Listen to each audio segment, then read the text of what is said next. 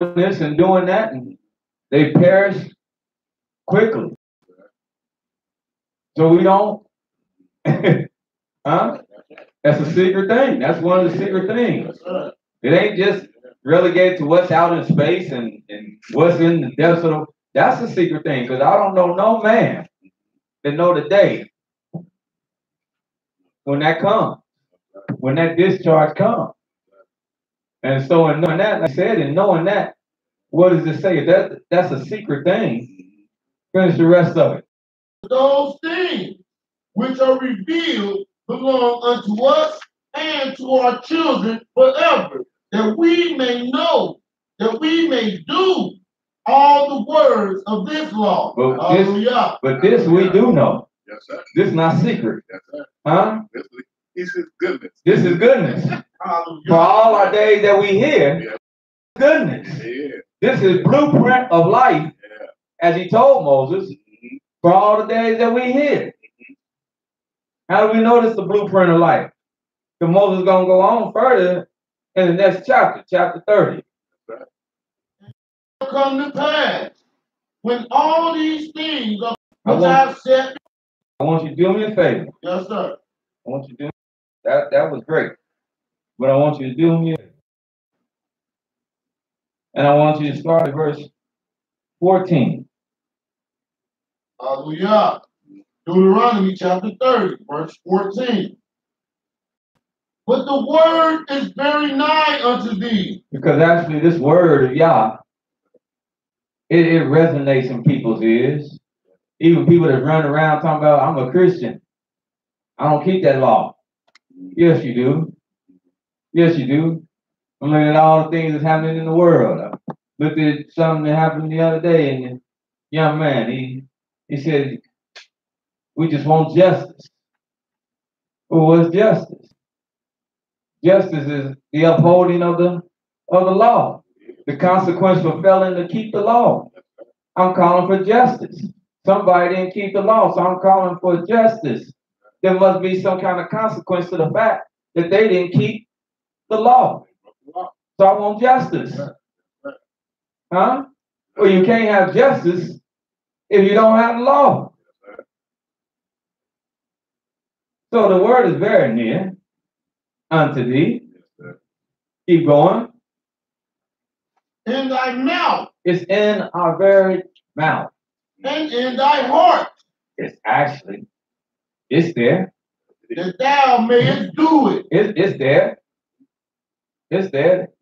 And it's in our heart that we may do it. Oh, God. When people running, like I said again, people running around talking about I don't keep the law. Hey, you do. You do. I love when I say, oh, so you steal. No. I say, you murder somebody. No. And you adultery. No. I say, well, hold on. Let's back this train up then. Because all these things is law. Now, you just said you don't keep law. See, it ain't even no big argument with folks. You saying one thing, but you operating in a total another manner.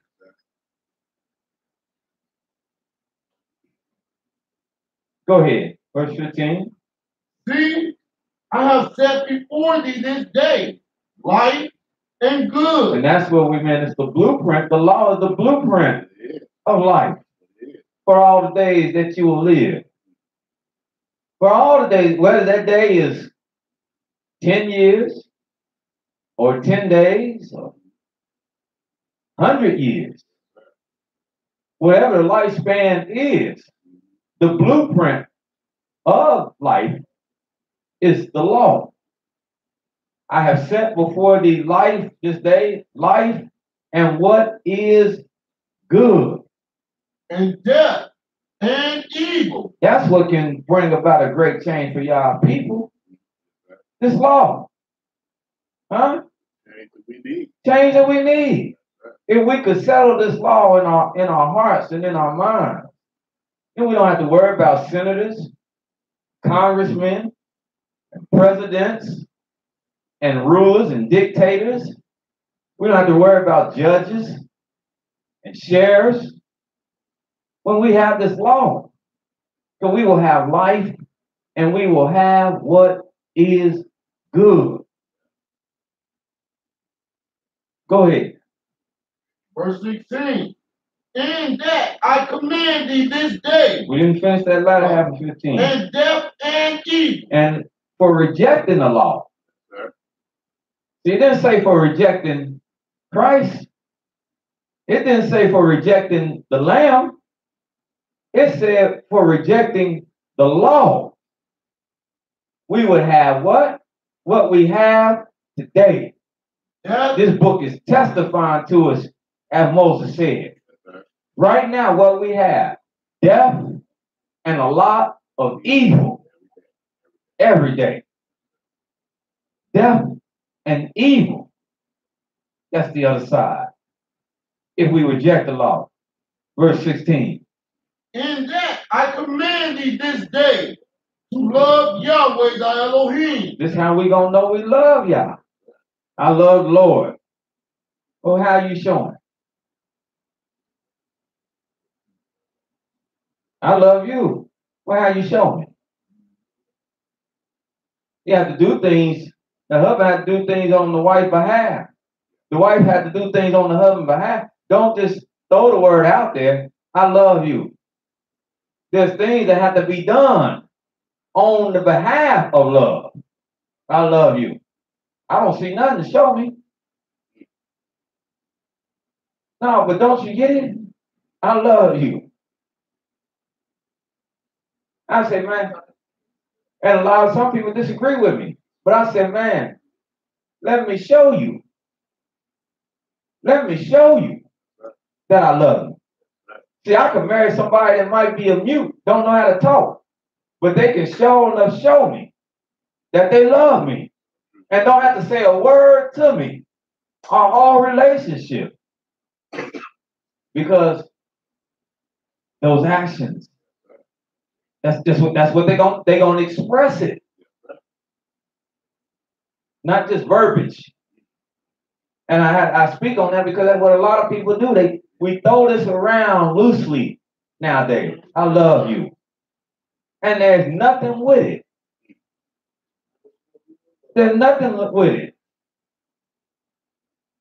But he says, the way we show we love y'all is how we keep his commandments and walk in his ways to keep the commandments and statutes and judgments, that we may live, and not only live, then multiply. But let the multiplication be blessed. Not let it be that we multiply and it be a negative or a curse. But we want to multiply and it be a blessing. We want to multiply, and when the child comes, we hold it up and we say, bless this house. Bless this house. Let me show you what I mean. Hold this page. Yeah, it is good. Let me show you what I mean. This is how the forefathers were when we multiply. Go to the book of Ruth.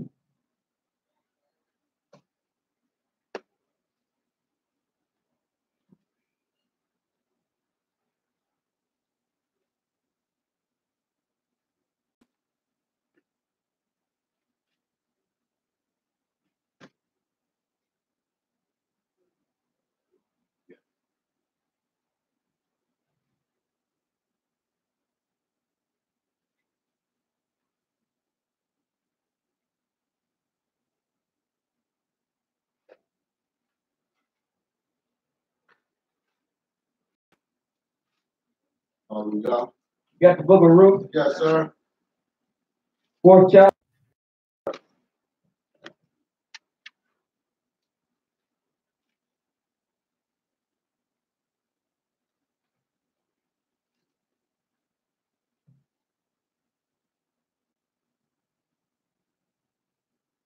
Start the 11th verse. Hallelujah. Ruth chapter 4, verse 11. And all the people that were in the gate and the elders said, we are witness. We are witness. What? Let me tell you something. Start at 10. Hallelujah. So I'm going to make a little point here. Start at 10. Verse 10. Moreover, Ruth the Moabitess, the wife of Mahlon, have I purchased to be my wife. See, a lot of eyebrows were raised the other week when I said that's why a man feel a certain way about it when another man sleep with his wife. Because unlike today, see, we don't feel that way, or we don't think that way because we far away from the way that how things was done. But a woman was a prized commodity, and she was purchased. What did the book say? Yes, sir. Huh? Now we didn't show this, but is this not what the scripture of the truth is saying? Yes, sir. And a lot of people probably say that brother Aaron talking about buying somebody. No, I wasn't talking about buying them, but it said, man, I brought this woman's family something to make her part of me. Hallelujah. I purchased her. And come on now, I wasn't saying nothing that's off guard because we still do it to a degree. Yes, sir. Men go out and buy $5,000, $6,000, $7,000 diamond rings. Yes, sir. They do. Slide it on. What you think that is? If that ain't a purchase, if I ain't just purchased you, I don't know what it is. Baby, on your finger, you got $7,000 that I get up every morning and go and pay, and go work and pay for that. Huh? That's a major purchase. Yes, sir. I don't have just $7,000 throwing. Where is Roscoe's $7,000?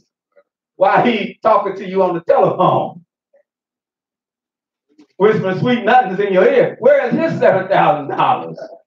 Huh? Because he can come over with $7,000 and then hey, go with it. So do we not still, in a sense, huh? That's right. Practice this? Yes, sir. We do. Huh? When are we doing it the right way? That's right. Brother Bethlehem just said in Africa, you got to pay some goats and stuff. Yes. You want that dog. Yes. You just ain't go to that one. You Yes. gotta get pops, like 50 goats or something. Hello? Yes, sir. Maybe a different culture, but it's still a universal principle. It is. Hey, you ain't gonna just come and grab her and take her. Y'all run off into the night. Right. Huh? Nah. Well, what you bringing, son? Leave me some goats, huh? What they want, and whatever they ask you for, you have to go and do it. You got to go and do it. You gotta go get it. Huh? Goes on for weeks. Yes, sir. Huh? I need my tag sitting right downstairs. You know, bring it something. It's a price. It's a price. But we don't know that because we don't know Yeah. good ways. No. Huh? Folks just disappear and they shack up. Huh? Next thing you know, we're married. Mom and daddy, what? Mama start crying. Because that's your, that's what my baby, her life gonna be, she just crying, Pop mad. What? You know I don't like him. Every time you see him, his eye get twitching, eyebrows jumping all over the place, just want to bust into the white meat. Nobody in the family can stand him. Is it, huh? Huh? Then you call, or she calling you, we need some help this week. Well, I just helped you last week. I don't mind helping you, but I've been helping you about 3 weeks out of a month since you've been with him. What are you doing right now? He said he's getting ready to get up and go look for a job. He what?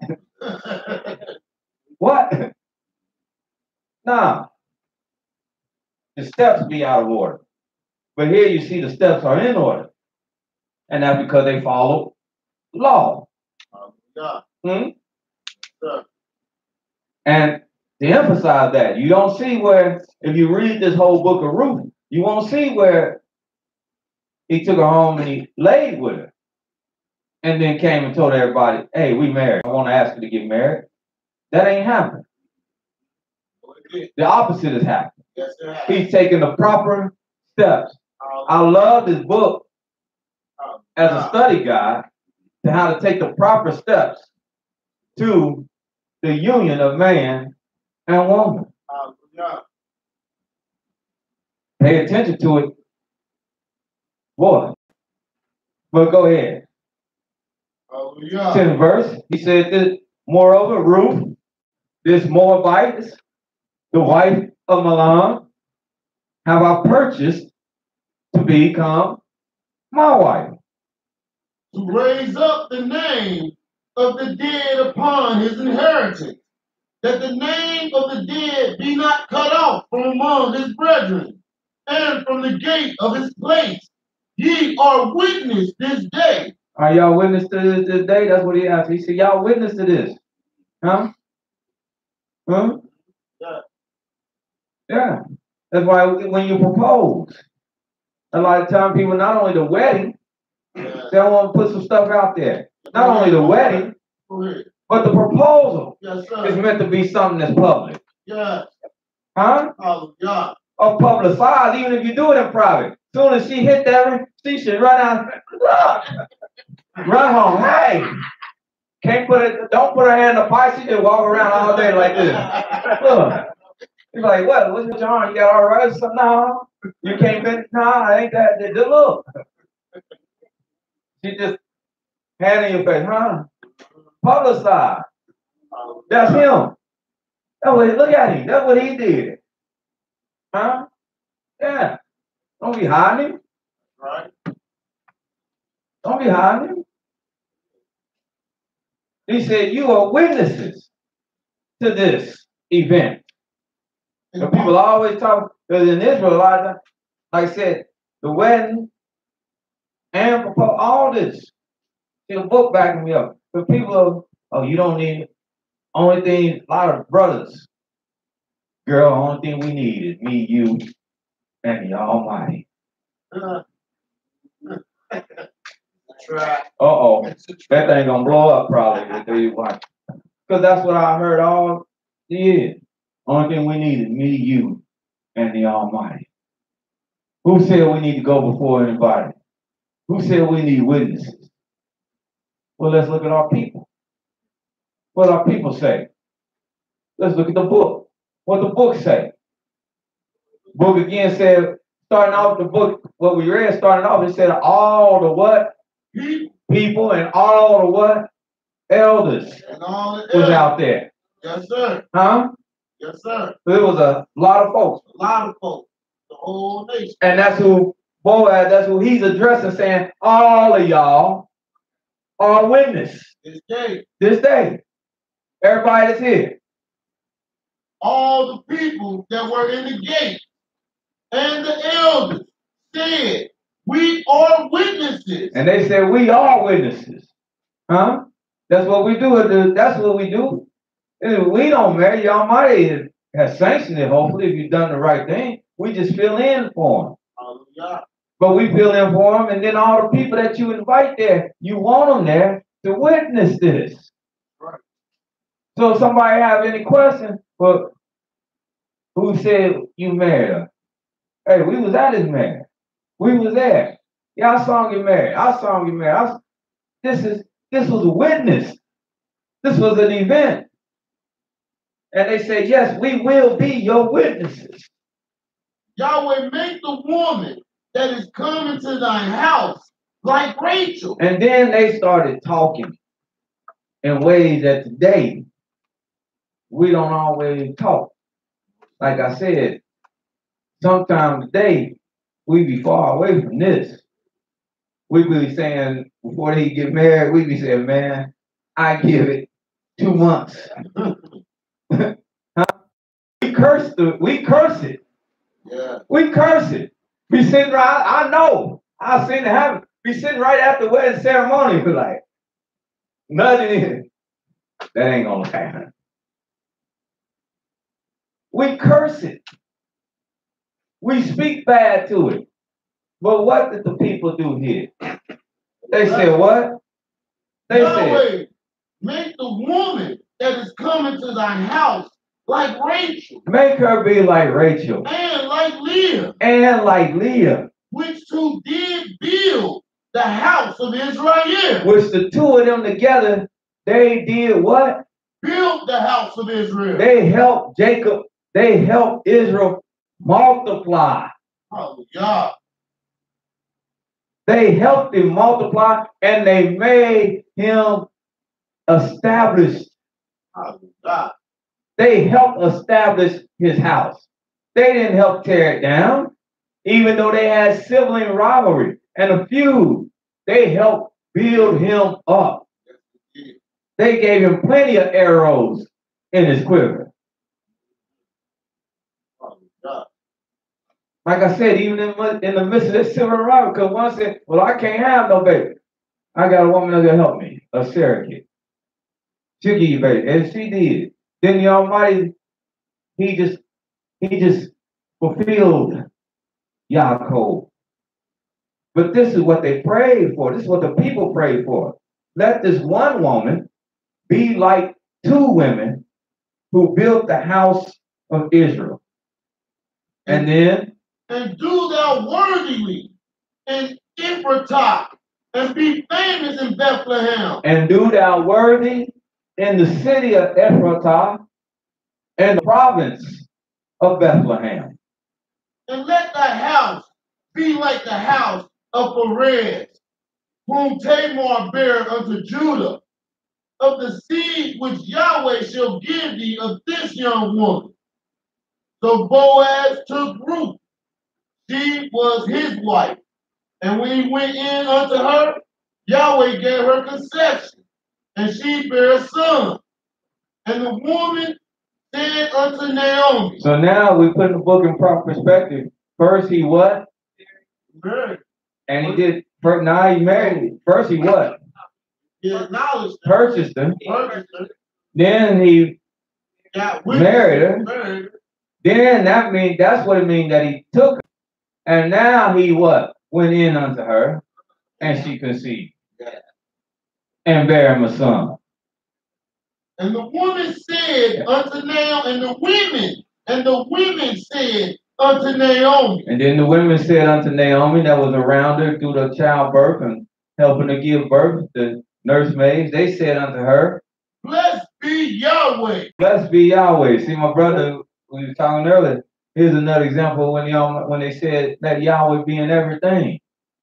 Always be mindful of Yahweh. Here's another example. When they give birth to a child, they said, blessed be Yahweh. Which is not what? Which has not left thee this day without a kinsman, that his name may be famous in Israel. For he shall be unto thee a restorer of thy life. He's going to be good to you, this baby. And a nourisher of thine old age. And when you in your old age, he's going to take care of you. For thy daughter-in-law, which loveth thee, which is better to thee than 7 sons, have borne him. And Naomi took the child and laid it in her bosom, and became nurse unto him. Yeah, she did much like the grandma do. Old, they bring that baby here, and you come and stay here, and I'm gonna nurse it.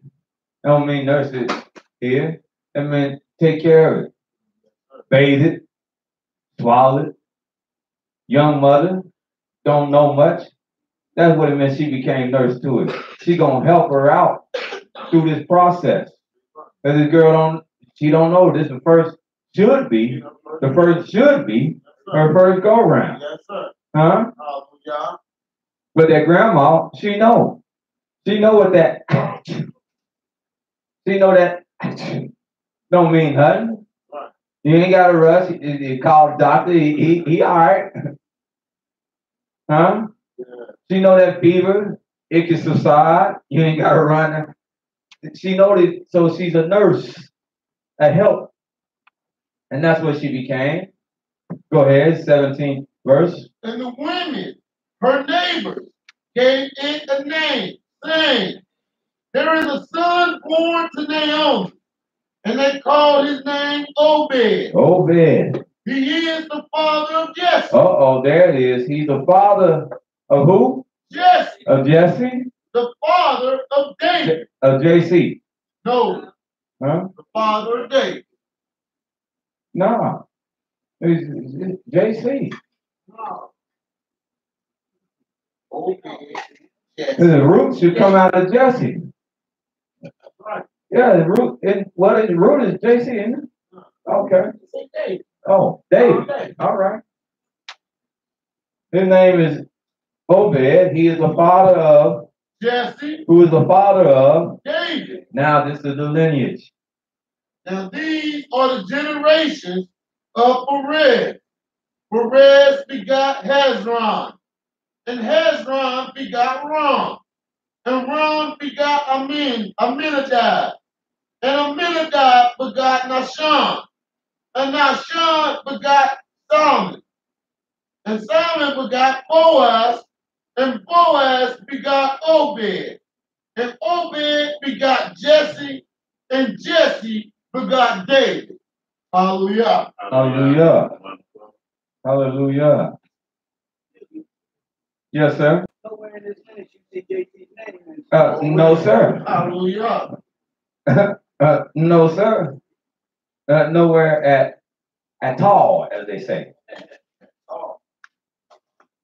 At all. Nowhere.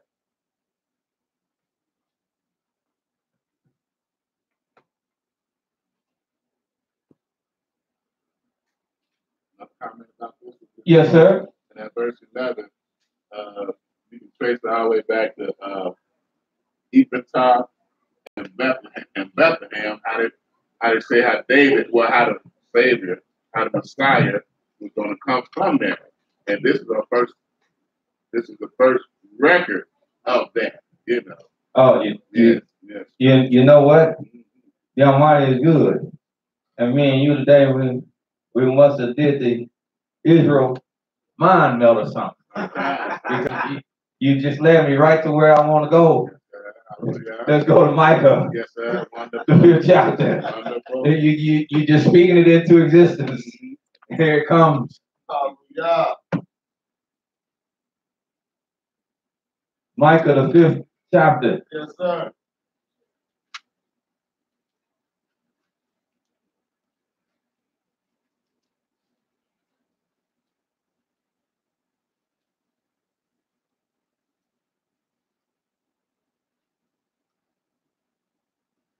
What was that lineage again?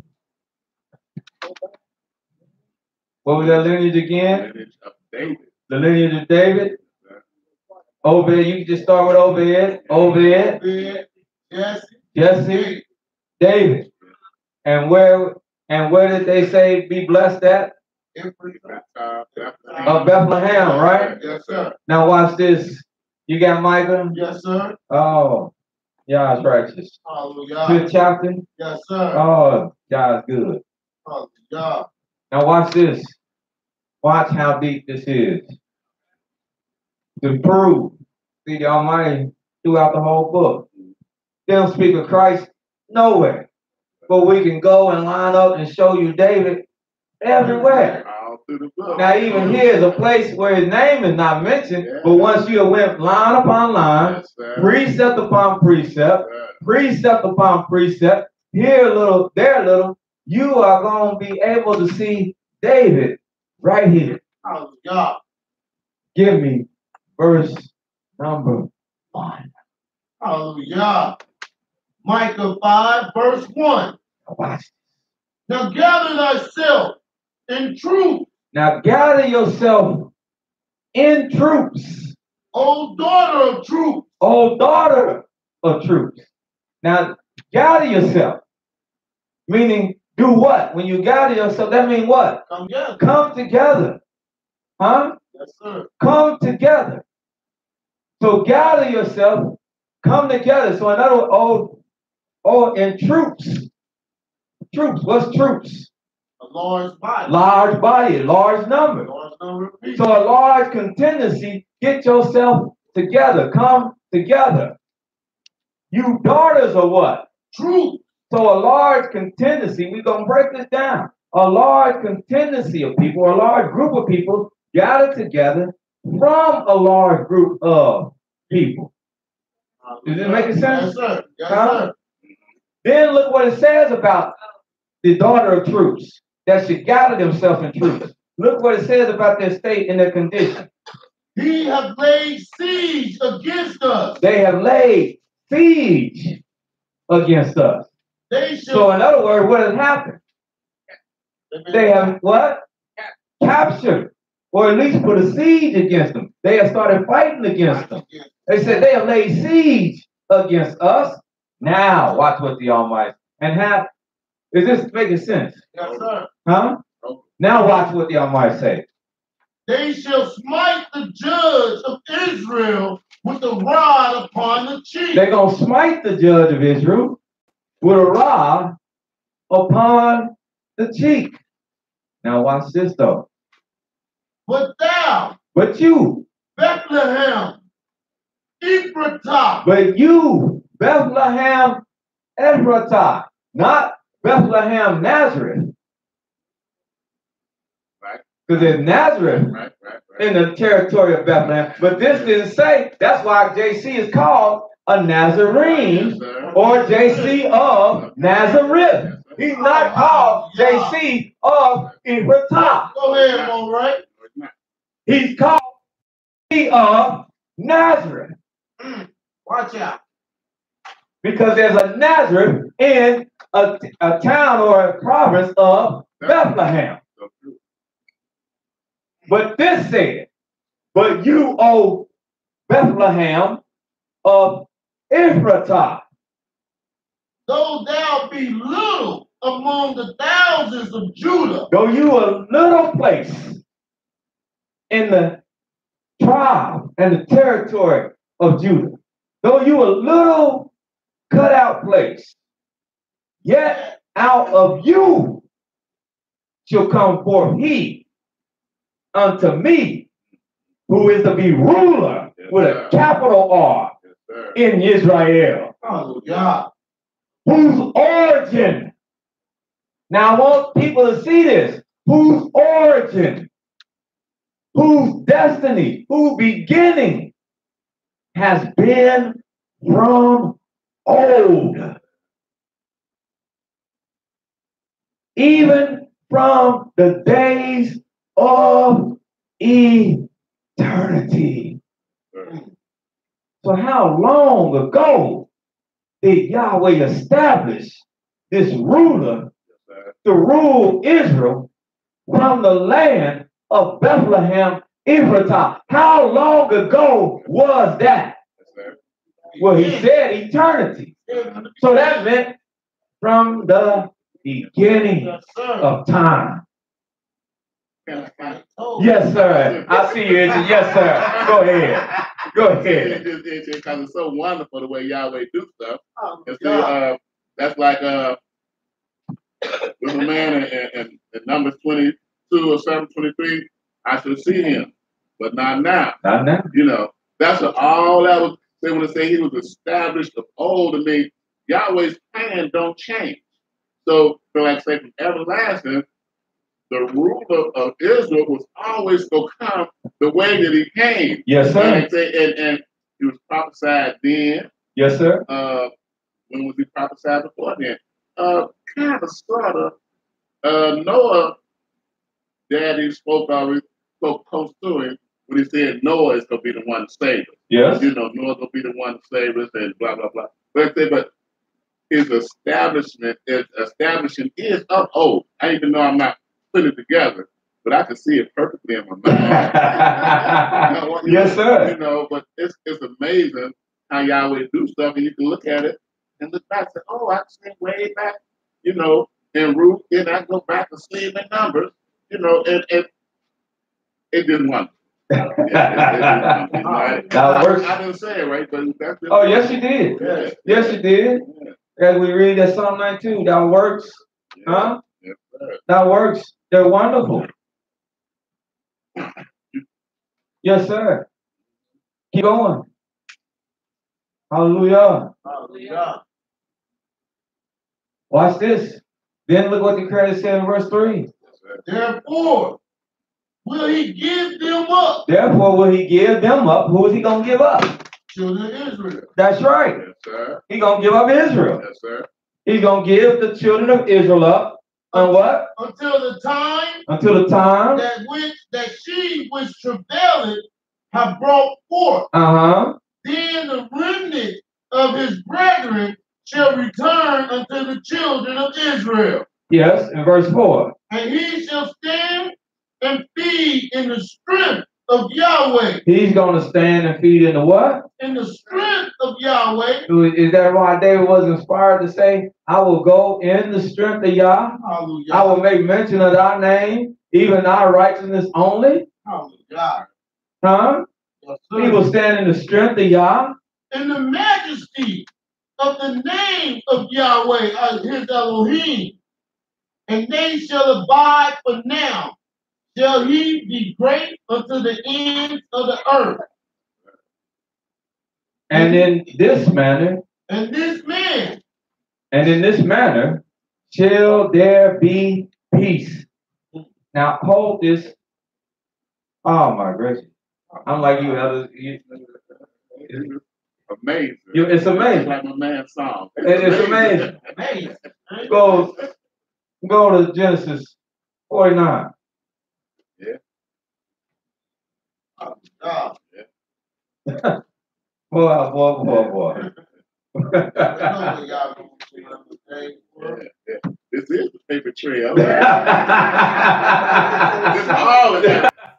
This is all the evidence. Yes, sir. Huh? Yeah. We state in our case, yes, sir. And the facts lining up. Yes, you can't get mad at this because it's clear. Ain't insulting nobody. I just asked you a question. Did the Christ child, did he come out of Bethlehem, Ephratah? No. You can't say he did, because I can turn right now and show you in the New Testament, he did not. That's right. Out of the book that you go, I can show you he did not. That's why a lot of times they'll stop at Bethlehem. He came out of Bethlehem. Hello. And that's what the common folks know. Hello. Bethlehem. Yeah. They want to shorten it up. But I say, but what about that Nazareth? Yeah. Which is what he's called. He's called Nazareth. A Nazarene. Out of the city of Nazareth. Then biologically, he's not of the tribe of Judah. That's right. Not biologically. You say he adopted. Okay, he adopted. But biologically, the bloodline is not there. But they keep saying that the bloodline is there, but you can't The find bloodline is not there unless you believe like the heathen believe. Right. Unless, again, I would say, unless you believe like the heathen believe, and the heathen believe you get your bloodline from your mother. Right. And the bloodline in Israel, in the word of Yah, comes from and through your father. That's why he said all the sons of David. He didn't say all the sons of Bathsheba or Abigail or any other Milcah, any of his other wives. He said these are the sons of David. And this bloodline shall always sit upon the throne. This bloodline, uninterrupted. Don't have to have no challenge fights. Don't have to have nobody come in and vote. This is whose son is this? Well, this is Josiah, the son of so-and-so, the son of so-and-so. All the way back till you get back to the son of King David. Okay. He's supposed to sit on the throne. He's supposed to sit on the throne. Huh? So true. You got Genesis 49? Yes, sir. Now, I threw a lot in there, but remember, it said at the end of that in Micah, it said that, and this, read that real quick. Go back to that, brother, so we can get this, so this point can resonate. Because this shall be the manner of peace. Just that part. Where he says, and this shall be the manner of peace.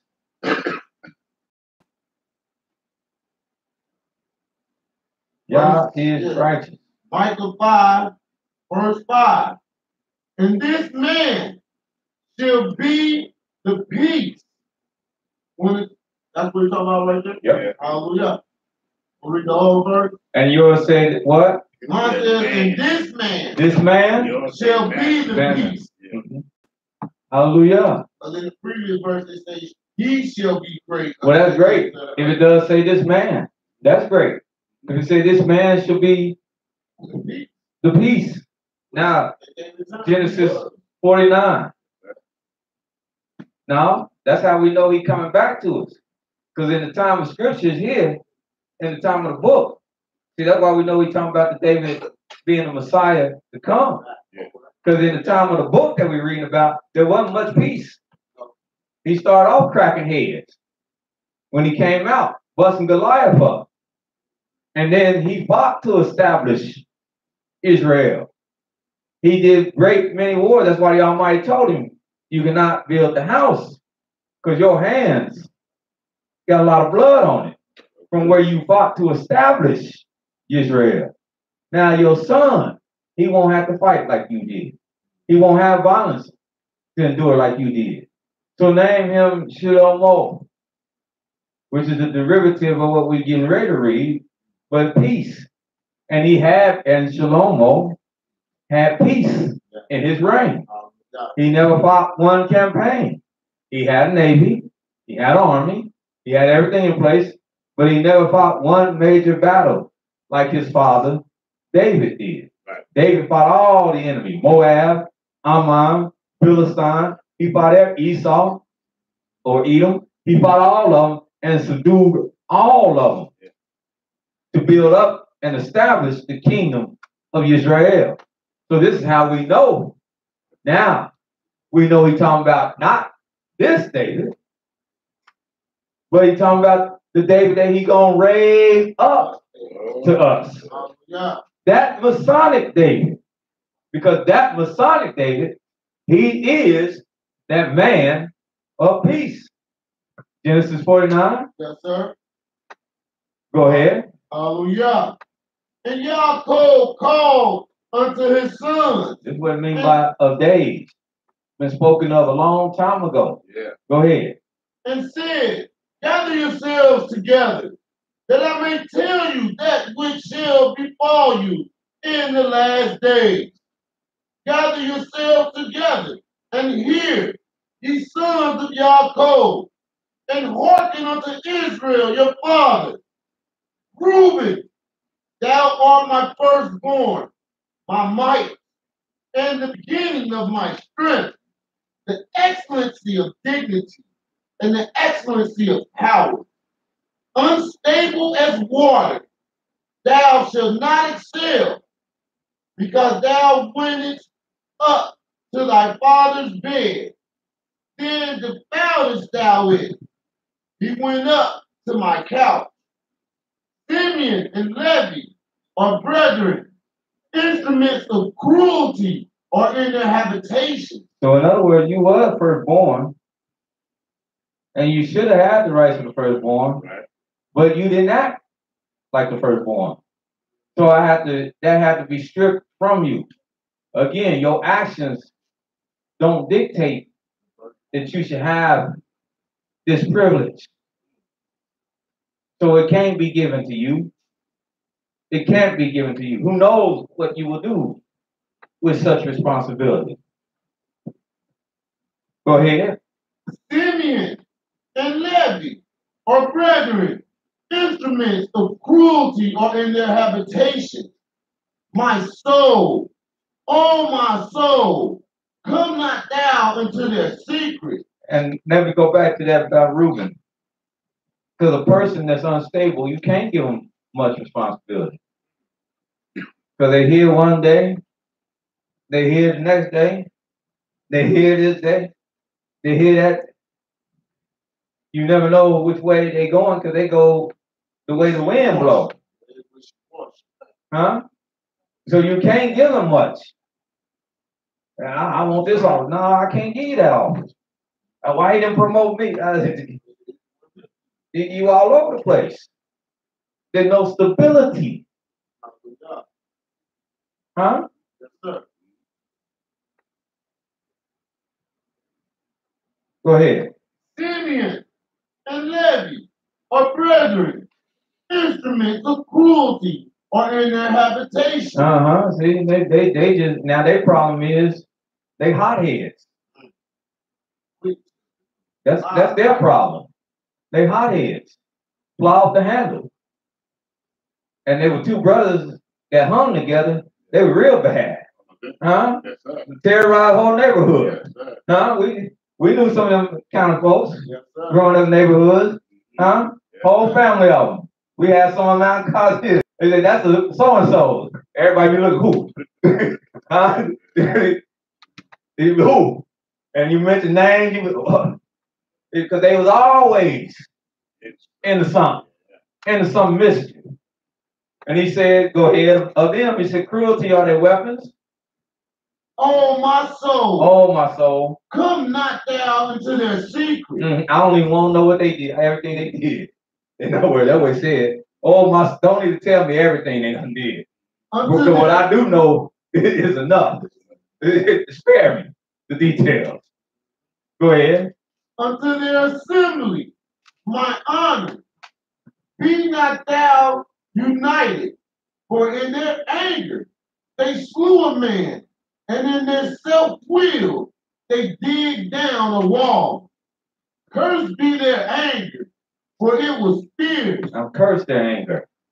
and their wrath, for it was cruel. Mm-hmm. I will divide them in Yaakov and scatter them in Israel. It's like in school, you get kids in school and together they just, well, you sit over here, you sit way over here. You got to break them up, because together they just terrorize the whole class. So you just break them up, break them apart. So that's what he did with two of his sons, Simeon and Levi. Can I say this? Yes, sir. I'm gonna try to say this right. I'm just excited. That's all right. It's so wonderful because Levi was sprinkled throughout Israel. Sprinkled He throughout. never had his own territory, and this was prophesied before they ever got into the land. Yes, Israel. sir. And so our forefathers were amazing. Yes. They were amazing. Yes, sir. When we say don't let them be together. Don't let them be They together. tear up stuff. Yes, sir. And so Yahweh said, well, we just gonna put Levi throughout every territory it is. Yes, sir. Going all the way back to Genesis. Yes, sir. Yes, sir. And I love you said that sprinkling. Yeah. Just a little bit of them every here, a little bit of them there. Just sprinkling, and don't even concentrate those. Just sprinkling. Verse 8. Verse 8, Judah. Now, Judah. Thou art he whom thy brethren shall praise. Now this is why we get into, well, where's Christ's lineage? It's not of Judah. We got another what? Strike against him. Yes, sir. Huh? Yes, sir. Not only geographically don't he measure up, That's right. now he don't measure up coming out of the tribal lineage. Because Judah, and he is not of Yehudadim. We don't know who he is, because we don't know who his daddy is. The Holy Ghost ain't from no tribe. The Holy Ghost ain't from no tribe. Got about four daddies under his name. So we don't know.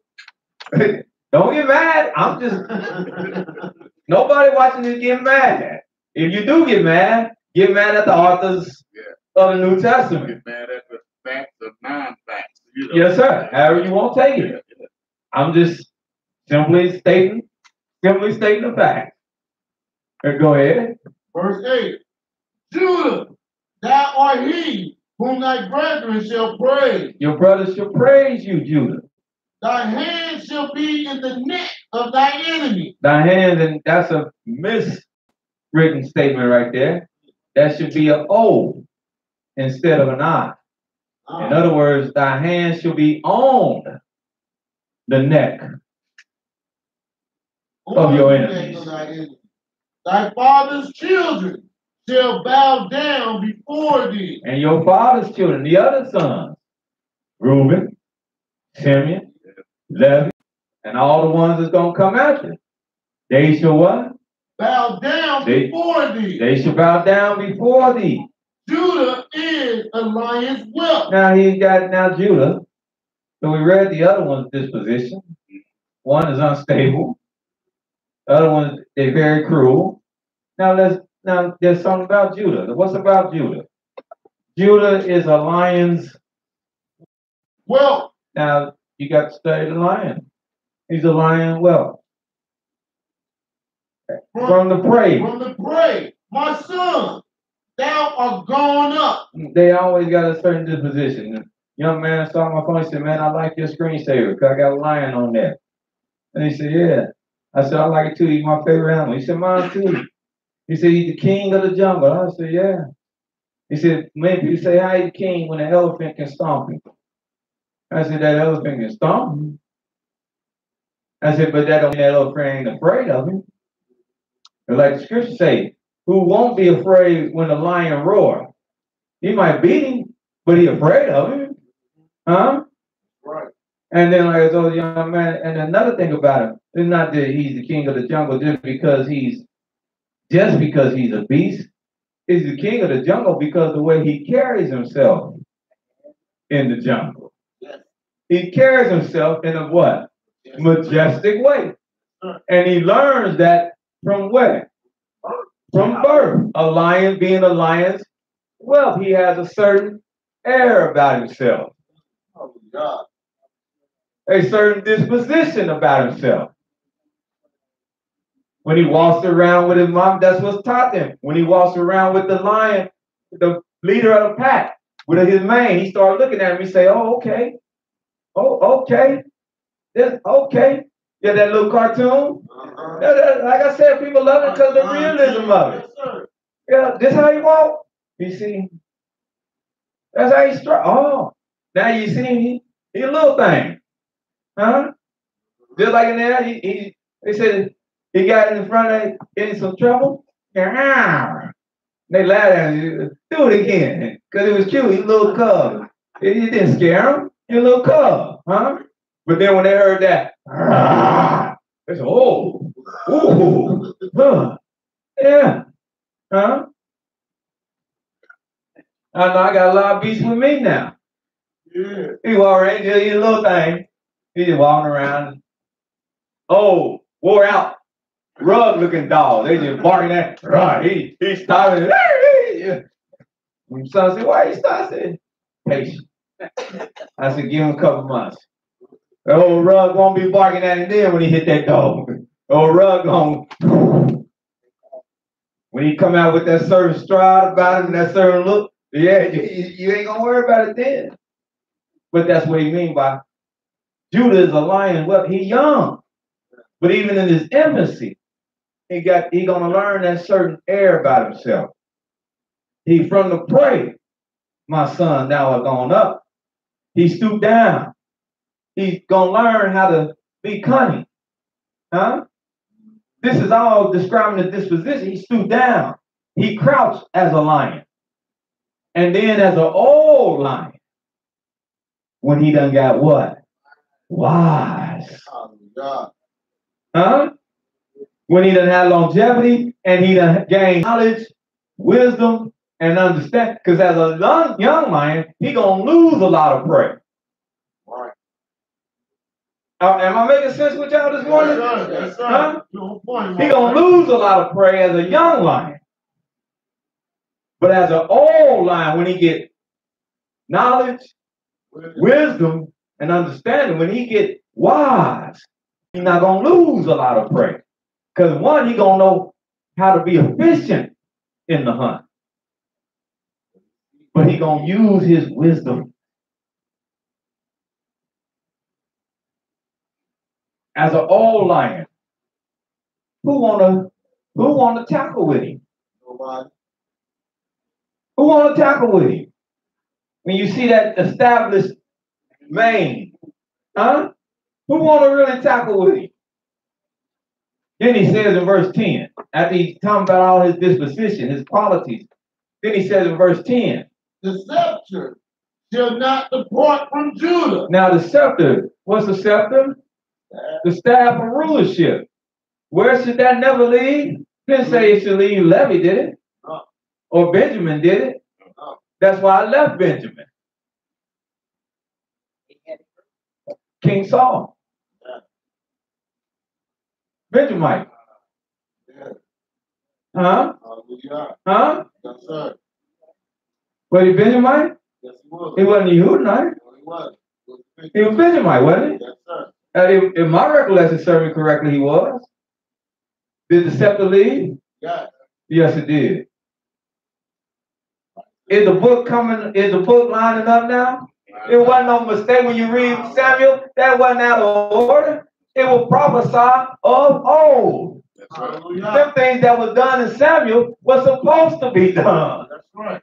To get it back on track. You just reading about the fulfillment of what was prophesied years ago. Saul losing the kingdom was supposed to happen. Him losing the kingdom to David because it was supposed to fall into the hands of one out of Judah. For the scepter shall never depart from Judah, nor a lawgiver from between his feet, nor one that will uphold the law. That's why the kings came from Judah. And that was their major function in Israel. Their major function of an Israelite king was to uphold the law, be the ultimate authority or judge in matters concerning the law. When a person couldn't get law and justice at home, it was like the systems of court that they have today, from city to state and on up till you get to top notch, federal, which is supreme. Well, that's what the king was. He was supreme. So if I couldn't get none of them other levels, it's time to go see the supreme. Yeah.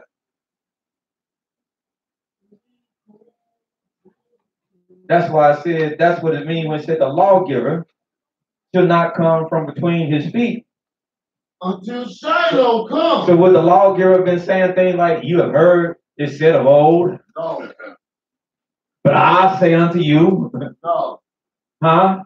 No, that law was for the end. no. But I'm giving you something better. Huh? Not y'all chose. He ain't gonna defile the law, is he? No. Change the law, is he? No.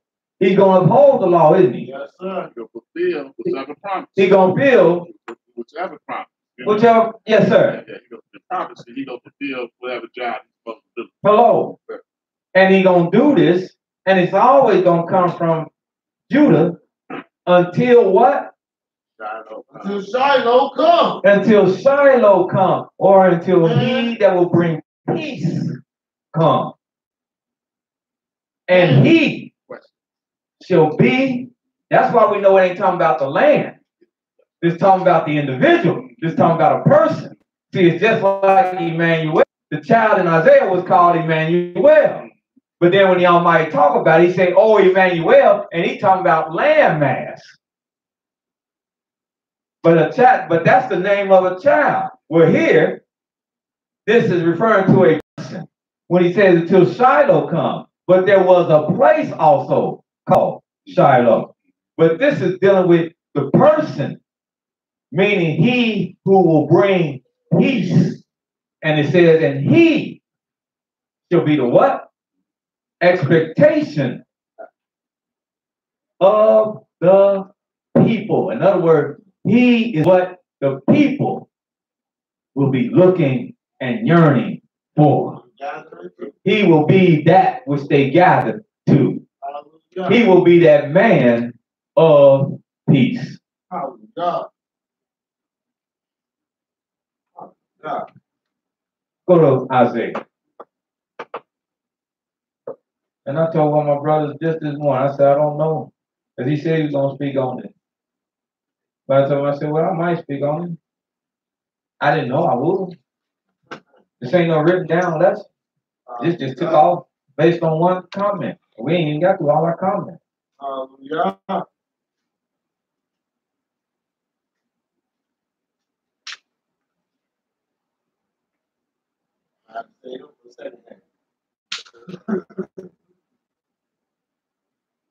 This, Isaiah 11. Hallelujah. I think we're about to put a bow on it. Uh-oh. Yes, sir. Got Isaiah 11 Yes, sir. and 1. Hallelujah. Isaiah chapter 11, verse 1. Yes. And there shall come forth a rod out of the stem of Jesse. A rod out of the stem of who? Of Jesse. Yes. And a branch shall grow out of his root. A branch growing out of his roots. And the spirit of Elohim and the spirit of Yahweh shall rest upon him. Remember what we talked about last week? The spirit of Yah. Touched with that divine Holy Spirit of Yah that David prayed for in Psalm 51. Take not your Holy Spirit from me. The Spirit, what the Almighty said in prophecy, the Spirit of Yah shall rest upon him. And no, that don't mean you're going to go out and you're going to know David because a white dove going to fly over his head. Oh. That's not how you're going to know he had the Spirit of Yahweh. And then some clouds pass by. And you might be hallucinating, hearing things such as, this is my son. No. No, it's going to tell us how we know the Spirit of Yahweh is on him.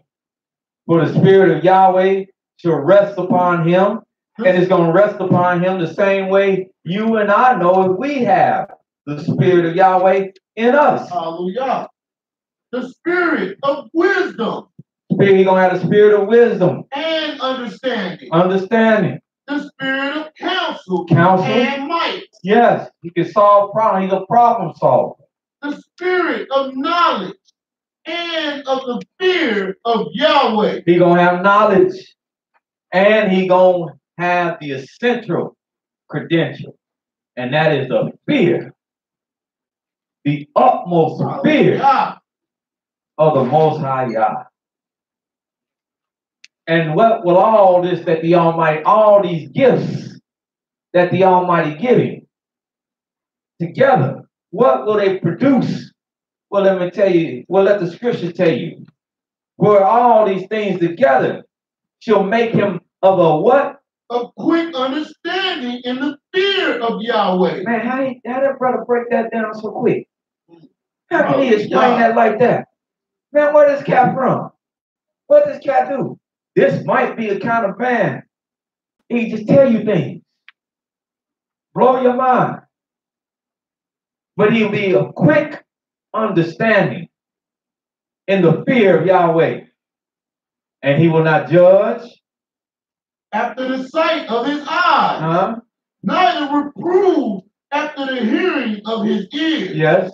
But with righteousness shall he judge the poor. But he needs the facts. And reprove with equity for the meek of the earth. That's who we looking for. That's who we dealing with. And he shall smite the earth with the rod of his mouth. Because the wicked, he's not dealing with them to do it. He's going to smite the wicked. But not with sword. Not with sword like he did once before. He's going to smite him with the rod of his mouth. And with the breath of his lips. And when he opens, slay the wicked. And when he opened his mouth, he's slaying the wicked. Hallelujah. Slaying them. Every time we right now, give me this, give me that. No, you slay the wicked with this tongue. Hallelujah. With this mouth. It's got more ammo in it. Doesn't scriptures, if I'm not mistaken, somewhere.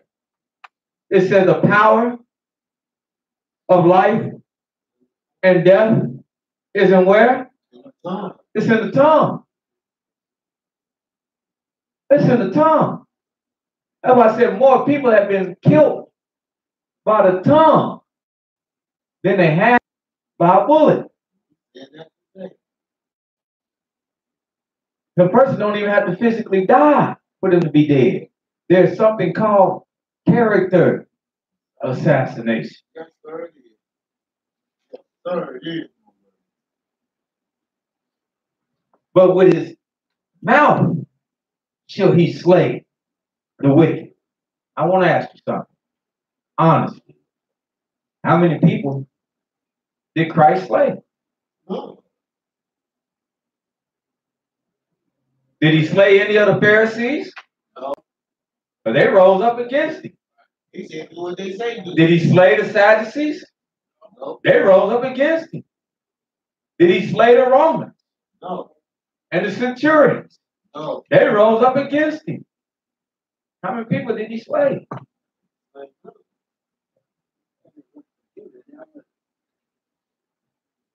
Wait, you gotta come back.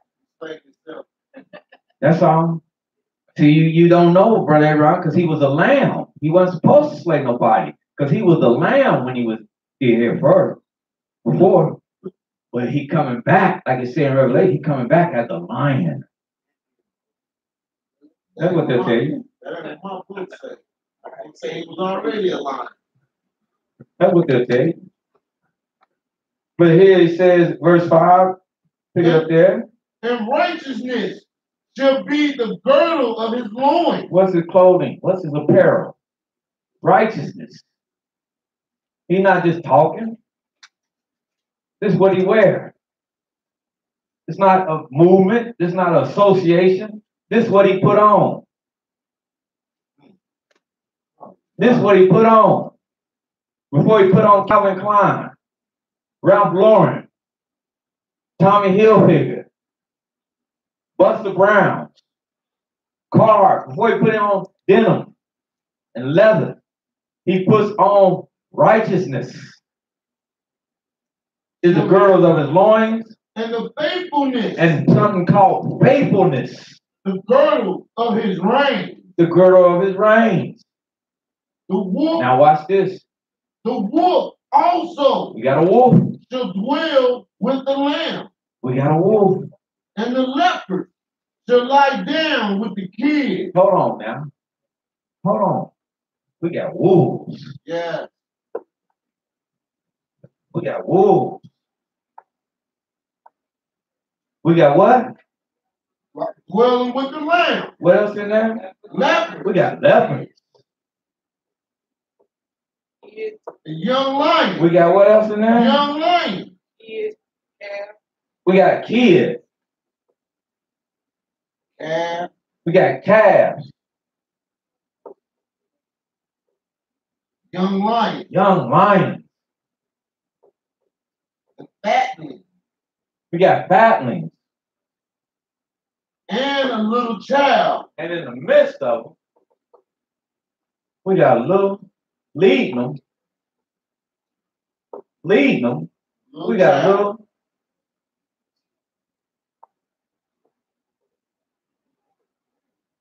We got a little child. We got a little child. We got a little child walking in front of wolves, leopards, lions, calves, kids, fatlings. And bears. And ain't nobody jumping on nobody. Does that sound like peace? I'm like peace to me. Does that sound like peace? Unimaginable. Huh? Straight peace. Now, does that sound like we got that peace today? No. Not when a young boy can't even run down the street without being attacked by a pit bull and marred up like the young fellow was attacked this past week and was all marred up. Huh? But here, the Almighty said, you got all these together. Not take the child out of it. Because you can answer this question. Who would let their child be outside with all this? You be screaming, hollering. Oh, my baby. Huh? They were hollering with the little boy when he fell in the pit at the zoo. Right. They gonna kill him. Ah, everybody hollering. That's why that monkey, he thought they was after him. So that's why he was grabbing him up trying to protect him. Because he thought they was the ones who was trying to do hurt to the baby. And they thought he was trying to do, see, well, nobody, that kind of peace ain't here. And this time, he fall over in the pit. He go, oh, that's fair. A big gorilla. I know. We go get him and he gonna play with him. They gonna play. That's all. You ain't worried. That peace is not his. These don't always coexist in peace, but they will. They will. When he who will bring peace comes, they will. Not only that, he's going to introduce some more things. Verse 7. And the cow and the bear shall feed. Their young ones shall lie down together. And the lion shall eat straw like the ox. What he going to do? He's going to be satisfied with straw. Like an ox. They will just sitting there chilling. I don't see no flesh in front now. He eating on that straw. Enjoying it. Peace. We looking out for coyotes in the backyard. Huh? Look at what he says in verse 8. And the suckling child, even the sucking child, shall play on the hole of an ass. Mama can take the baby outside, put him on the ground. Huh? He crawling. Hit a little hole. Good thing come splitting up. He just grab it, shake it. Huh? And you see a snake come splittering out, you'll be mortified. Not only will you be mortified, there's a reason why you'll be mortified. Y'all do it. All the time. This is how much peace that the Messiah, the true Messiah, is going to bring. He's going to rectify. Because the Almighty going to give him the power. Or this is how you know he's ruling. He's going to rectify something. What the Almighty said? He's been spoken of a what? The Messiah been spoken of a what? Of old. Of old. Of old. To bring peace of old. Everlasting. Huh? Now, y'all my witness, this just hit. I want to see if we can catch this. Read that verse 8. And the suckling child shall play on the hole of the axe. The sucking child shall play on the hole of a what? Of the axe. Now, what's the sucking child? One that ain't been weaned up fresh yet. And that child is talking about a child of a what? Of a woman. Of a woman. Thank you. Thank you. No. Of a woman. Of a woman. Now, what's the ass? Like a snake. Okay, good. You two brothers. All right. We little triangle right here. Child of a woman. Elder said the ass is of a what? Snake. Or a better word, another word for a snake is serpent. Now watch the peace. Watch the peace the Messiah brings. Go to the book of Genesis.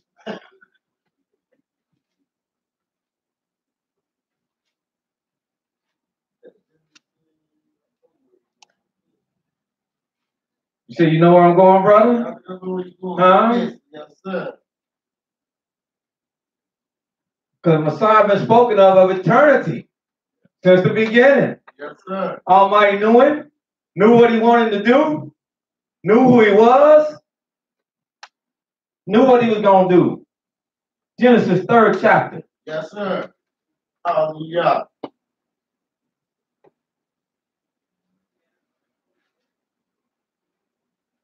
He's even going to be a sign that some curses are broken. Hallelujah. Read 3 and 13. Hallelujah. Genesis chapter 3, verse 13. And Yahweh said unto the woman, what is this that thou hast done? And the woman said, the serpent beguiled me. We got the what, brother? We got the woman. The woman. And we got the serpent in this story right now. Yes, sir. And Yah said, and Yah Elohim said unto the serpent, Because thou hast done this. Because you was mischief making and you done this, encouraging somebody to turn away from righteousness.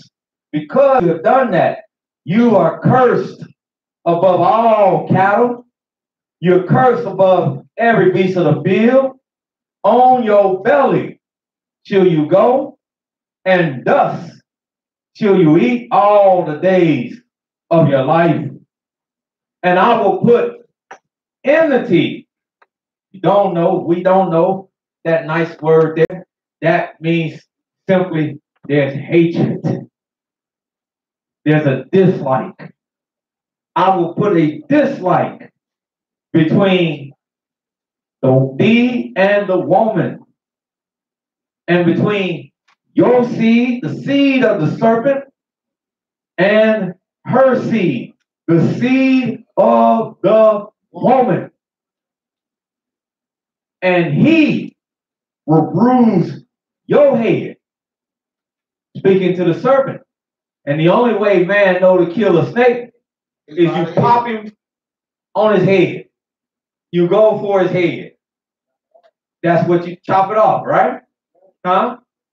So the seed of the woman will bruise your head. And you will bruise his heel. The place that the serpent strike at is what? The lower part of the body. The heel. Huh? You see them move them little TV show? right at the lower part, calf and on down. That's not what he said? Yes, sir. Do you see what the Messiah ain't gonna do? Heal that. He gonna heal that. And this time that's gonna be healed. Go back to Isaiah. Hallelujah. Hallelujah. Huh? Hallelujah. Let me know now, because I don't want to teach this now. If somebody else call me on the carpet out there, I get embarrassed. Let me know if that made sense now. Yes, sir. That's right. Go back to Isaiah 11 and 8. So what did y'all say in the 8th verse of the 11th chapter of Isaiah? And the suckling child Yes. should play on the hole of the ass. At this time, in this place, can a sucking child, the seed of the woman, play on the hole of the ass? And the weaned child. And the weaned child. To put his hand on a contrite den. He can stick his hand right in the very den of adders. Oh. Which is snakes like, what we know today, like cobras and venomous snakes. He can stick his hand right down in there and not a thing happened to him. Then the Creator says, but they what? They shall not hurt. But they shall not hurt. Nor destroy. Destroy. In all my holy mountains. In all my holy mountains. For the earth shall be full of the knowledge of Yahweh as the waters cover the sea. Why isn't there no destruction? No wasteful destruction? No vehement destruction? Because the Almighty will have covered the earth. Will have covered the earth with the knowledge of himself. No more lies. No more deceit. No more trickery. No more misconceptions. No more, I don't know if this is right. I don't know if that's right. No more, I don't know if we should even be doing this, or we should do that, or we should live by this, or we should live by that. The earth will be covered with the knowledge of Elohim as the waters cover the sea. Other words,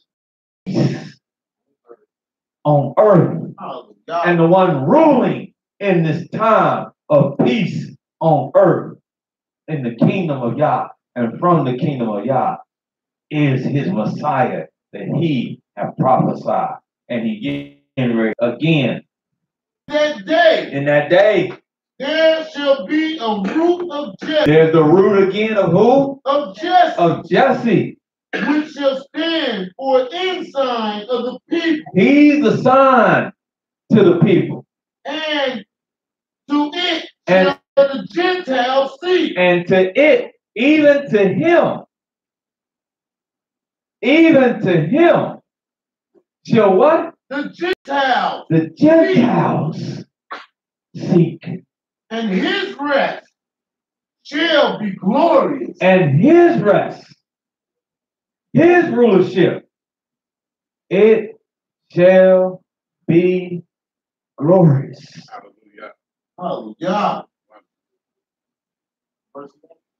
It should be glorious. Yes, go ahead. And Verse it 11. shall come to pass Uh-huh.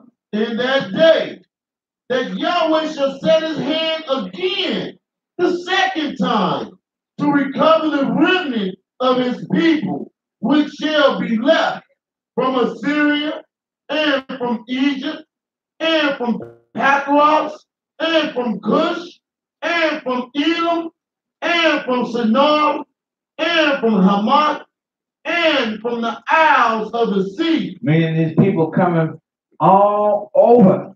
This that gathering of troops coming from all over.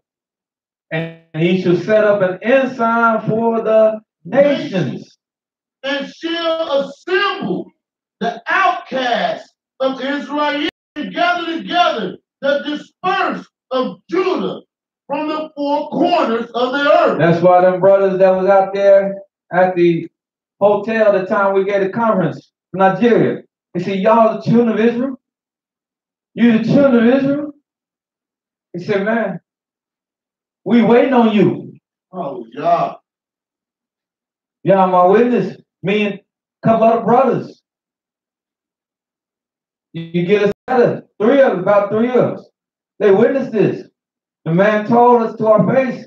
And there's a man right out of Nigeria. He said, we waiting on you. He stood right outside the conference room doors and held a lengthy conversation with us. He was happy. They were having a party. He didn't even want to go in the party. They had to come out the party and beckon him to come in the party. He said, man, come on, get in here. He said, I'll be there. I'll be there. His daughter came. He grabbed his daughter and said, look, do you know who this is? She said, what? He said, these are the children of Israel. She stopped. Yeah, my witness. He said, we waiting.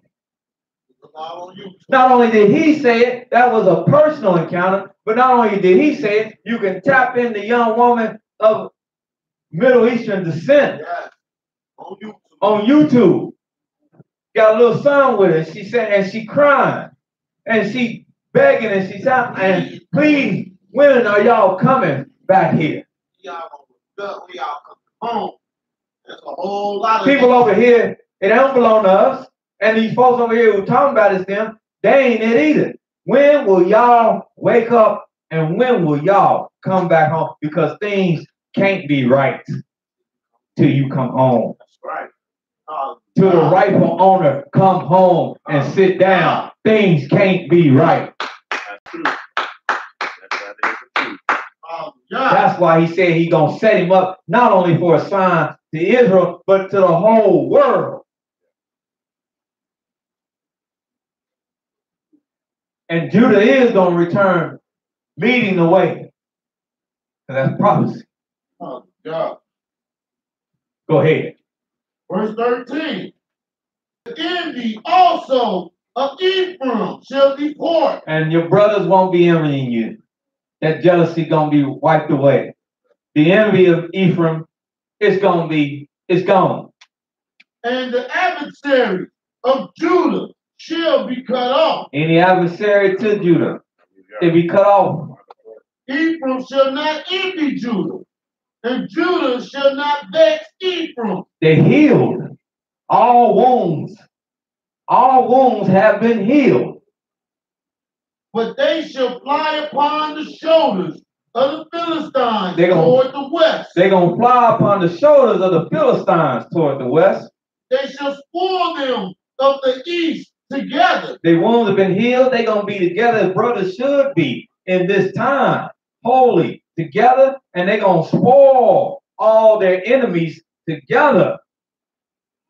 They shall lay their hand upon Edom and Moab.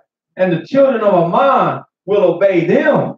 And Yahweh shall utterly destroy the tongue of the Egyptian sea. Of the Egyptian sea. And with his mighty wind shall he shake his hand over the river, and shall smite it in the 7 streams, and make men go over dry shod. And there shall be a highway for the remnant of his people. Only for the remnant. For that small contingency who can get this word, who can understand this word, who know who to look for. See, a lot of people ain't looking for the right person. Go ahead. And there shall be a highway for the remnant of his people, which shall be left from Assyria, like as it was to Israel in the day that he came up out of the land of Egypt. That's why I said they will not say Yahweh that brought them out the land of Egypt, but Yahweh that brought them out of the north country and all other places where he has scattered them. Hallelujah.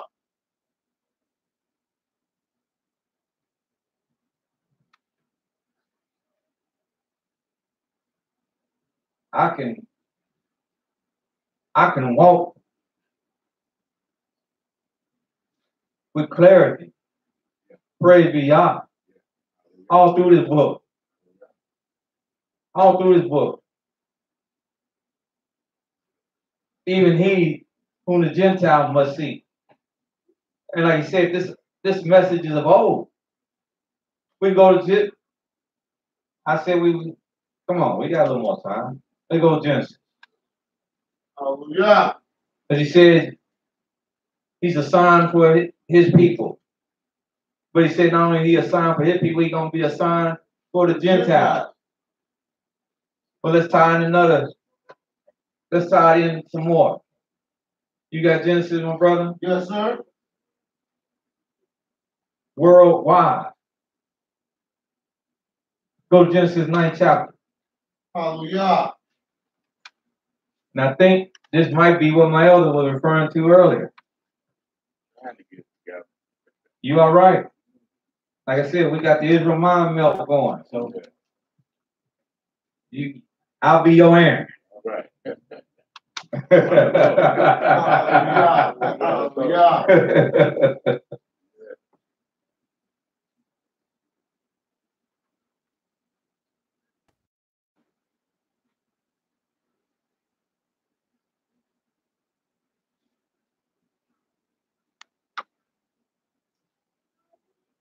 You with me, brother? Yes, sir. 9th chapter. Yes, sir. Start at the 18th verse, please. Hallelujah. And the sons of Noah that went forth of the ark were Shem and Ham and Japheth. And Ham is the father of Canaan. These are the 3 sons of Noah, and of them was the whole world overspread. Now, hold on. Let me just hit me. Let's, as I say, bring it back, come rewind. Yes, sir. Let's go to the first verse. Hallelujah. Hallelujah. Genesis chapter 9, verse 1. Mm-hmm. And Elohim blessed Noah. Elohim blessed Noah. And his sons. And he blessed his sons. And he said unto them, be fruitful and multiply and replenish the earth. And the fear of you and the dread of you. And hold for a second. He blessed Noah and he blessed his son. Why? But they were the last people on earth. Because that's who was here on earth. The only ones. That's who was here on earth. That's right. Noah, his sons, and his 3 son wives, and Noah's wife. So he blessed them as they came through the destruction. On the back end of destruction, the Almighty blessed them. And he would institute this with them like he instituted with our father Adam. Giving credence to the fact. Because there's a message, a universal message, that it is a truth that men are not so far away from each other because we stem from a same source. I only want to teach was true. Hallelujah. We stem from the same source. So much related. We look vastly different. And the scriptures let us know why that has taken place. But in the penultimate message, we stem from the same source. It's just some of us have slipped very, very, very far away from the Creator. And they have been marked to let you know that they have slipped. Yes, sir. And their descendants slipped Yes, sir. very, very, very far away Yes, sir. from the Creator. But there even is hope Keep hope alive. for them. Yes, sir. Hallelujah. Keep hope alive. There's even hope for them if they can submit themselves back to Yes, the sir. Creator Hallelujah. and His way. That's right. Not my way, That's but right. His way. That's right. There is hope for them. Yes, sir. Yes, sir. That's why Almighty didn't cut nobody off except them who want to be cut off. Hallelujah. That's why they say, hey, no, I'm not a razor, I'm a truth teller. That's right. And if you love the truth, you're going to love this. You can get with this. Yes, sir. You can say amen. But if you don't love the truth, then you can't say amen. No. No. Come on, let's go. Be fruitful. And do what? And multiply. And do what? And replenish the earth. Uh-huh. And the fear of you and the dread of you shall be upon every beast of the earth, Hmm. and upon every fowl of the air, Hmm. upon all that moveth upon the earth, and upon all the fishes of the sea. Into your hand are they delivered. That's why man can domesticate Hallelujah. animals. That's right. Almighty bless me. Almighty should, he said, in all your ways acknowledge Him. Knowledge. Almighty bless me to be a daddy. He delivered a brand new spanking little puppy in my hand. Hallelujah. And as I'm trying to raise him, because that's what it is. That's Like I gotta raise all 4 months. He no different. That's right. And I'm not to fear him. And he know that. To fear him innately, when he came, there's a certain fear of him of me. And all I have to do is exert myself that I'm head. And now he looking, he just submitted. Let me submit to this then. Because of this. Because of this. The fear that the Almighty put in what again? Go ahead. The angel jump. He looked at me. We laughed the other day. One of us said, I ain't even gonna say which one. He said, you see the way he looked at me? I said, yeah, what? He said, he might want to eat me. I said, boy, that dog don't want you. That dog don't want you. But he fearing him when it's supposed to be the other way around. That's right. We misunderstand a lot of things animals do. Even that pit bull attack I told you about, when the little boy ran down the street and the dog came out on him, and then they said, and they gonna put it down and everything. But the caveat of it is, she came out. It was a female, and she charged and she did what she did because she had a litter of puppies. So she did not what she did out of ferociousness. She did what she did out of protection of her babies. She thought somebody was after her babies. So at the time that happened, the fear got overridden by protection. See, everything have a nature. When we understand nature of all things created, we'll be better in better places. Yes, sir. Just want to put that out there. Go ahead. Verse 2 again. And the fear of you and the dread of you shall be upon every beast of the earth. And I tell you, it's something the Almighty is proving. And when I'm watching all my training videos, and I'm saying this not out of the course of Sabbath, this is leaning credence to the Almighty Word. The little dude that I watch, the top-notch dog training in the United States, probably in the world. He said, "Yo, won't do what you want to do because you have a belt or a stick or a whip. He will do what you want him to do because not only that, because of your energy. God. The vibe that you give to him God. is the same vibe he gonna return to you. God. The spirit you give to him is the same spirit he gonna return to you. So when people give the beast, and like I said, I'm not out of Sabbath because I can teach this. Because this is why the earth was destroyed. Man, women, children, beasts, found, because what was given off in the earth? Wickedness. The wickedness of man permeated into all of creation. Yes. All creation. Yes. And to the point where that's what he started receiving back. So the energy you give to it, that's the energy it'll give to you.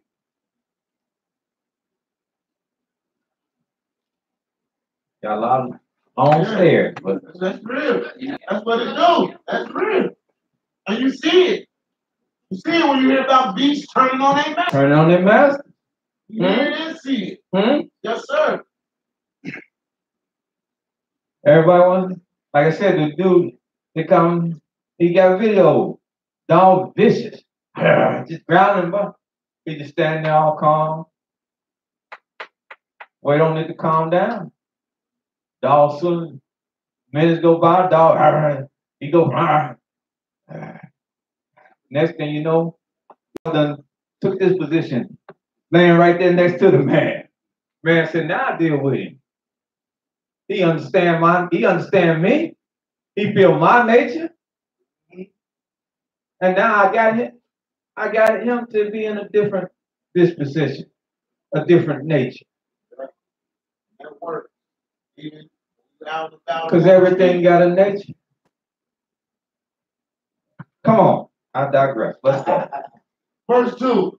And the fear of you and the dread of you shall be upon every beast of the earth, and upon every fowl of the air, upon all that moveth upon the earth, and upon all the fishes of the sea. Into your hand are they delivered. So that fish is supposed to swim away from you. Yeah. He fear you. Huh? He's supposed to run. They're supposed to run. That's why we know Houston, we got a problem. They stand outside your door nowadays and like, hey, I get in the house before you do. We got a problem. Original nature has been destroyed. And that's because the original nature of man have been destroyed. Men don't even know their original nature. Women don't know their original nature. Children don't know their original nature.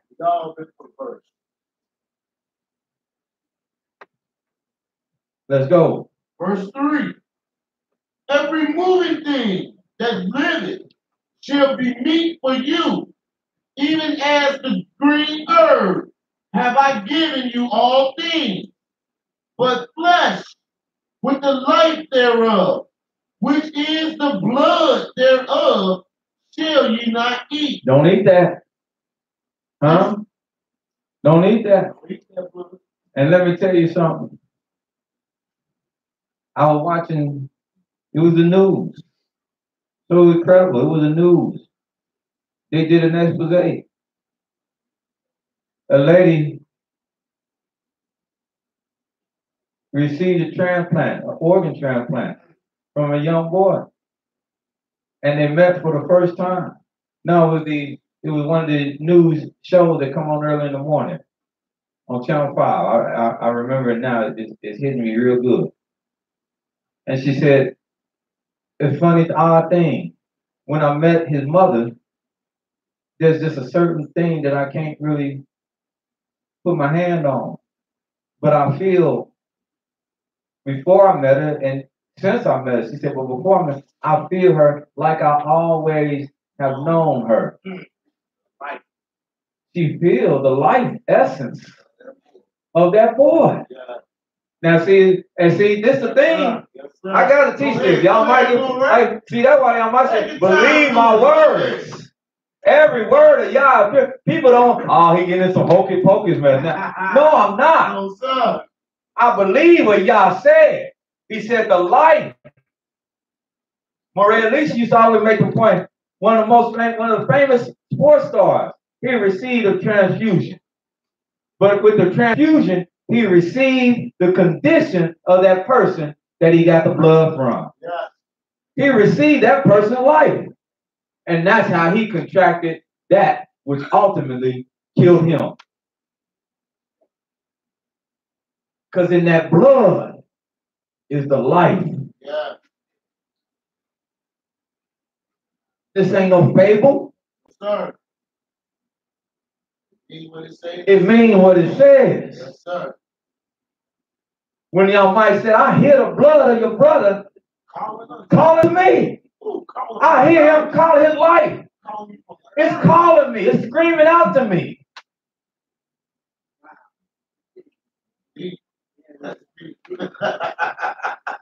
People have been in places, their stories. I know what people mind saying, because I used to think like that before the Almighty really put it in word. People have been in places where somebody's life have been taken, and they said they walked in it and it's not been cleansed, and they say you can feel an aura in that facility, whatever room or whatever. You can feel it because it was never cleansed. There's something still here.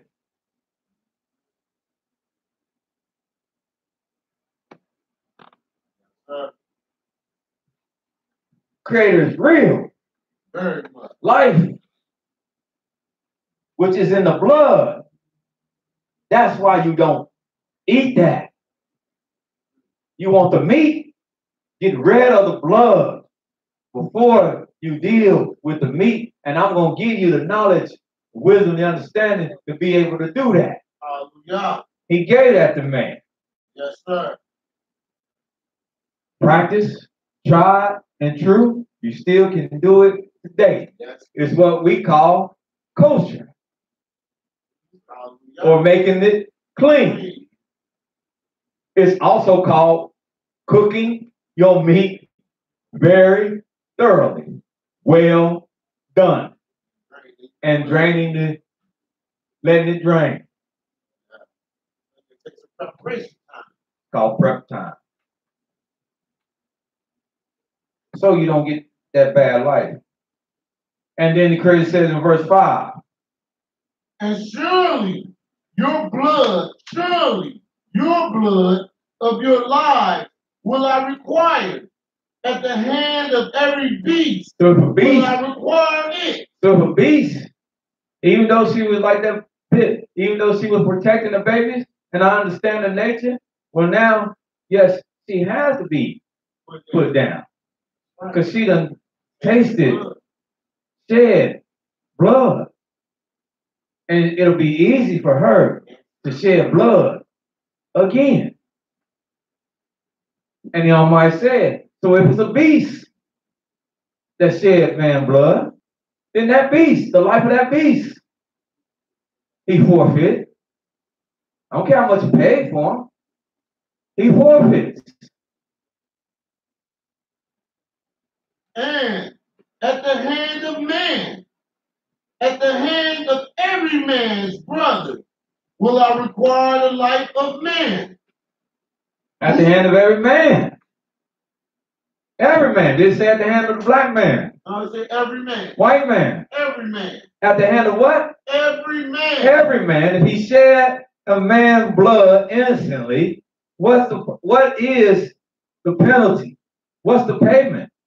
Then his blood does the Almighty require. Whoso sheddeth man's blood, by man shall his blood be shed. For in the image of Elohim made he man. Go ahead. And you, be ye fruitful and multiply, bring forth abundantly in the earth, and multiply therein. And Elohim spoke unto Noah and to his sons with him, saying, I, behold, I establish my covenant with you, and with your seed after you, and with every living creature that is with you, of the fowl of the cattle, and of every beast of the earth with you, from all that go out of the ark to every beast of the earth. I will establish my covenant with you. And this is an important covenant to love too. Yes, sir. Huh? Acknowledge too, isn't it? Pass along.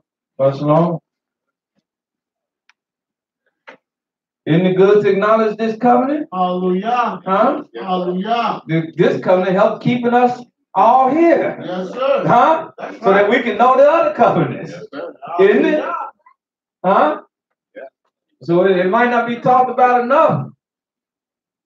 Go ahead. Verse 11, Genesis chapter 9, verse 11. And I will establish my covenant with you. Neither shall all flesh be cut off any more by the waters of the flood. Neither shall there any more be a flood to destroy the earth. And Elohim said, this is the token of the covenant which I make between me and you and every living creature that is with you for perpetual generation. I do set my bow in the cloud, and it shall be for a token of a covenant between me and the earth. As I ride downtown and see the rainbow banners, that's what it should remind me of. Hallelujah. It shouldn't remind me of nothing like they wanted to remind me of. Right. Them thoughts shouldn't come in my head That's right. when I see people carrying around rainbow banners. They profane God. They profaning it. They profaning it. Huh? Yes, sir. They're making a mockery. Mockery. They're making a mockery out of something that's right Yes, sir. and holy. Huh? Because what that bow signifies, it signifies life, Yeah. the promise of life. Huh? Destroyed with a Yes, the promise of life. Yes, sir. It signifies that alone, the promise of life. Something that kind of union between a man and a woman cannot produce. Counterproductive to everything that's written here. Because a man and a man can't bring forth the promise of life. A woman and woman can't bring forth the promise of life. That's right. And this here was that a token of the sign of the promise of life that only the union of a man and a woman can bring forth.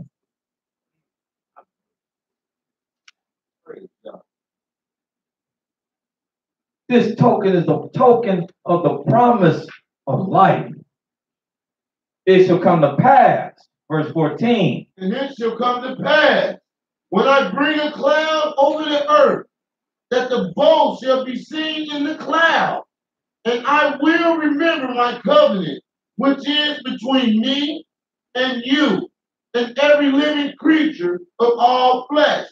And the water shall no more become a flood to destroy all flesh. That's why it's a beautiful sight to see that arc of different colors in the sky. And oftentimes, if you catch it right, when you see that arc, you'll see birds fly up under it. Have you ever seen it? Yes, sir. When it's out, you see birds fly up under it. That's a beautiful sight because this ark is over everything and everything come out. That's when they know it's safe to come back out. Torrential rains was beating down, but now look at that ark. It's safe for all of us to creep out, to come back out. Because Yah have fulfilled his word. Yeah, it might have been a flood here. It might have been a flood there. But it was not a flood that destroyed and wiped us all out. Yes, sir, it was. He has fulfilled his promise. Verse 16. And the bow shall be in the cloud, and I will look upon it. Not only do we get to look upon it, the Creator himself looks upon it from his holy and high habitation. That I may remember the everlasting covenant between Elohim and every living creature of all flesh that is upon the earth. And Elohim said unto Noah, this is the token of the covenant which I have established between me and all flesh that is upon the earth. And the sons of Noah that went forth of the ark were Shem and Ham and Japheth. Yes, Shem, Ham, Japheth. And Ham is the father of Canaan. Now Ham became the father of who? Of Canaan. Of Canaan. There are the three sons of Noah, and of them was the whole earth overspread. So from three brothers, the whole earth was populated. Huh? Yes, sir. So we're not that far. Huh? Yes, sir. No, we're not. The whole earth populated from three brothers. Go ahead. And Noah began to be a husbandman, and he planted a vineyard. No, I don't get upset and mad. I sometimes have Gentiles, my brother. And I say, well, yeah. I said, but you got to show me. You can call me that and not show me. Because if you show me something different than what you're saying, then you're not my brother. Right. Go ahead. And he drank of the wine. Yes, he did. And was drunken. And he was uncovered within his tent. And no man can talk about Noah because you go through great devastation and see what it make you want to do. Everything you know came to an abrupt end. Everything you know. Relatives, family, friends, everything came to an end. And you see how your mind state is. Huh? Yeah. Remember that movie I Am Legend? Yeah. You saw how he was messed up, didn't you? Yeah. Huh? He was messed up, wasn't he? Yes, he was. Hallucinating. He saw mannequins and he wanted them to be people. He was talking to them. He made them people. What are you doing? Huh? Because he messed up. Yeah. All that devastation. Yes, sir. Huh? So this man got drunk. Yes. Yes, he did. Go ahead. Verse 22. And Ham, the father of Canaan, saw the nakedness of his father, and told his two brethren without. That wasn't his fault that he saw his nakedness. It was the fault of his son. His son should have respected him a little bit better.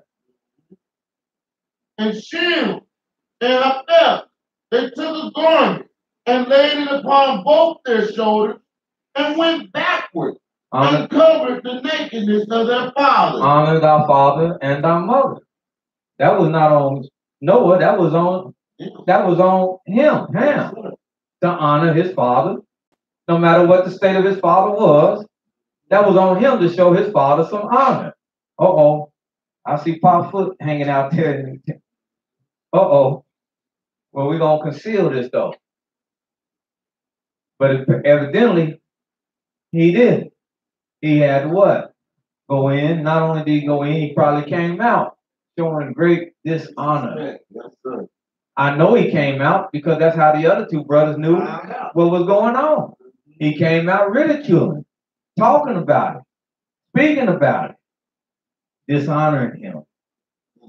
Y'all should see that. Yeah. It's about 4 or 5 skins around his head. Of course, I'm doing like any movie after it. Right. But y'all get what I'm saying? Yes, sir. Huh? Yes, sir. And the other two brothers like, well, what's wrong with you? And you come telling us that for? What was you doing in that? What was you? They were totally against it. They said, man, let's go and cover daddy up. They walked backwards. Huh? And their faces were backward.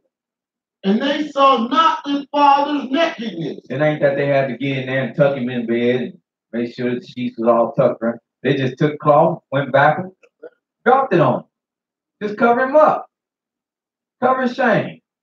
Drop it on him. Huh? Like any, and this is still a principle. Let me speak to that a little bit. Because as we all age and get older, the mind's slow. And that's why you're blessed to have, hopefully have children. Like it said in Ruth, may she be a nourisher of you in your old age. Because you want somebody to look out for you. Huh? You get older, faculty might lose.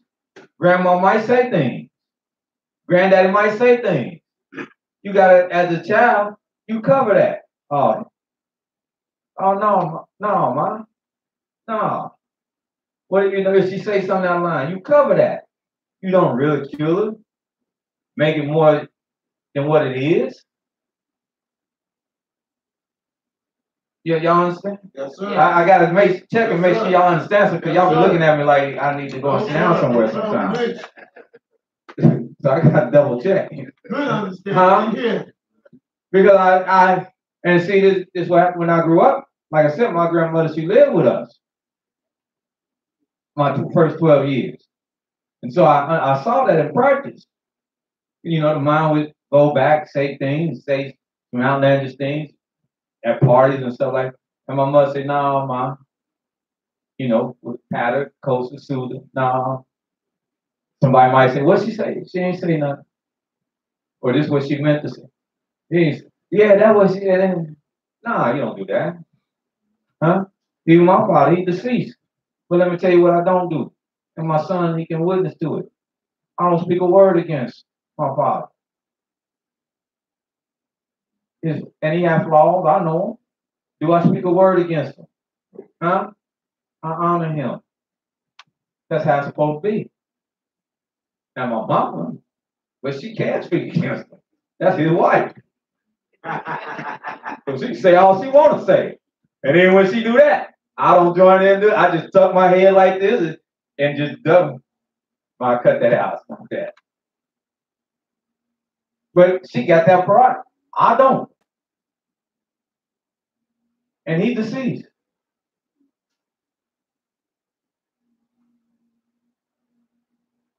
Peace?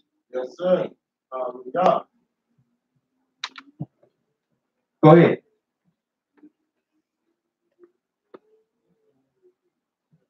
And no. 23, start 23. Go back to 23. And Shem and Japheth took a garment and laid it upon both their shoulders and went backward and covered the nakedness of their fathers. And their faces were backward, and they saw not their father's nakedness. And Noah awoke from his wine and knew what his younger son had done unto him. He knew it had to be the youngest one that got into some mischief. And he said, just like I know the blueprint. I know the marketing. Which son did this? I know which one, Jack. That is the mind of my youngest right there. Come here. And I know which one to call. Come here. Because the blueprint is there. Go ahead. And he said, cursed be Canaan, a servant of servants shall he be unto his brethren.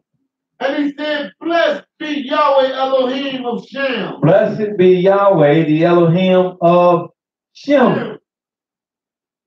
And Canaan shall be his servant. And let Canaan be his servant to them. To whom? Shem and the descendants of Shem. And Elohim shall enlarge Japheth. And that's a missed word right there again. Where it says, and Elohim shall persuade Japheth that he may dwell in the tents of Shem. In other words, Reading it like that. See, if you read it and it says he shall enlarge your belly, that context, what is that giving us a picture of? He'll make him big, right? Multiplying, right? Make him exceedingly great. All those kind of things we think about, right? Dominion, right? But when you see that and Elohim shall persuade your faith. Now, persuade, what is that? Coaxing somebody or correcting somebody, making a strong argument, getting them to see things the way you want them to see it. When I'm persuading you, that's what I'm doing. I'm getting you to see things the way I need you to see them.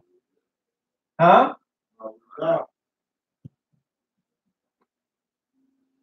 Because I know maybe on the end here, y'all thought I forgot where we was going with this. No, I didn't. Who is out the lineage of Shem? Israel. Israel. Who is out the lineage of Canaan? The Egyptians and the Africans. In most African countries. Who is out the lineage of Yefet? The Gentile. Hello.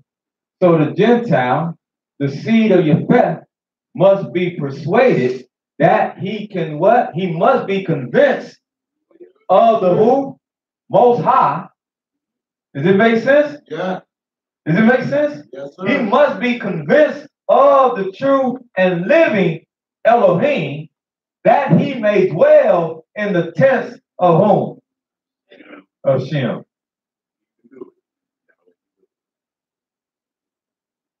That is why things must happen to Gentile and Gentile nations, that they be converted or be convinced or be persuaded to get themselves right and return back to what is righteous, even though they have fell so far away from it that they can return back, that they may be able to dwell in the tents of Shem, where the Almighty blessing is at.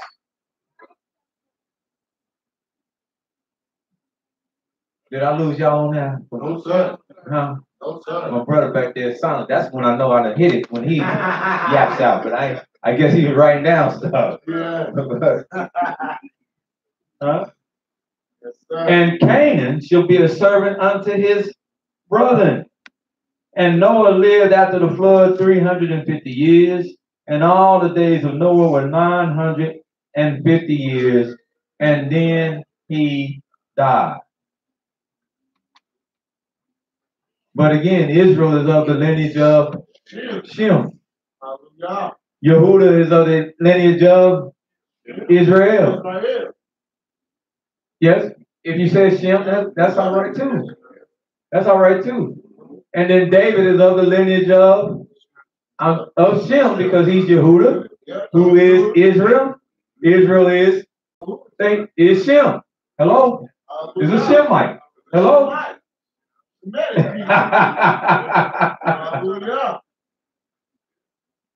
Uh-oh. Man, come on with it. That's all right. Is this how the split came about? That Japheth dealing with dwelling in the our tent, Shem tent. They switched it, trying to get Shem dealing with the so-called Christians or Catholics. That was a big split. Things are out of order. We trying to follow descendants of Yefet, when everybody, not only descendants of Yefet, but we also trying to follow descendants of Ham. I'm a Pan-African. I'm this. I'm just an African. No, we are Israel. We are Shemitic. We all be brothers because we all are close, but we are who we are. Know yourself.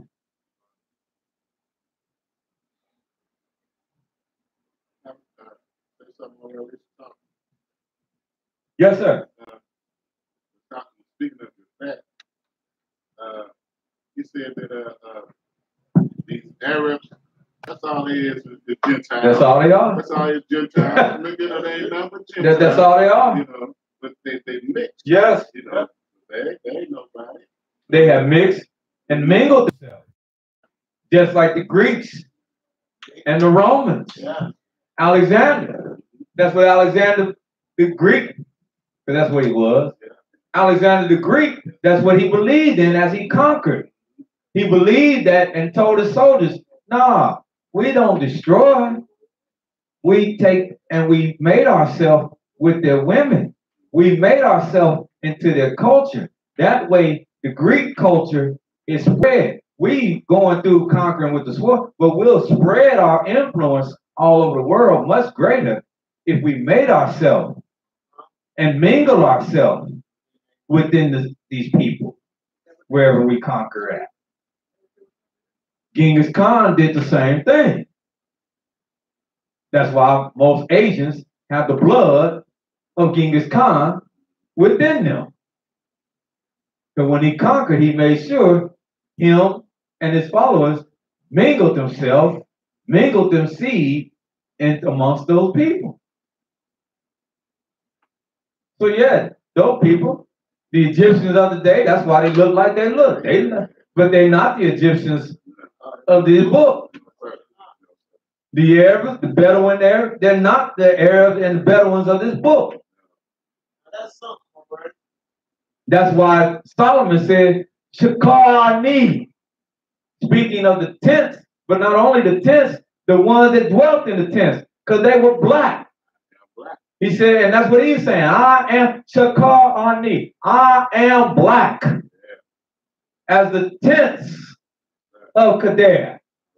These Bedouins, these Arabs, their tents is black, but not only are their tents black, they black. So true, so and I'm black like them. So true, so true.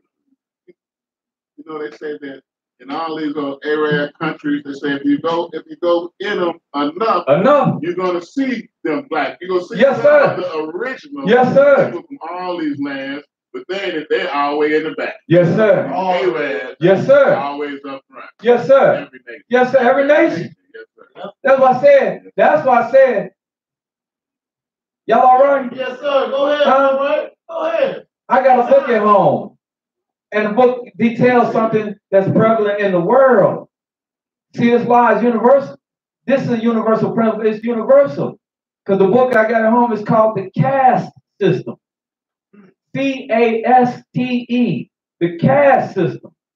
The caste system is practiced all over the world, where the lighter skinned person is in the front and the darker skinned person is relegated to be all the way in the back. And I don't care where you go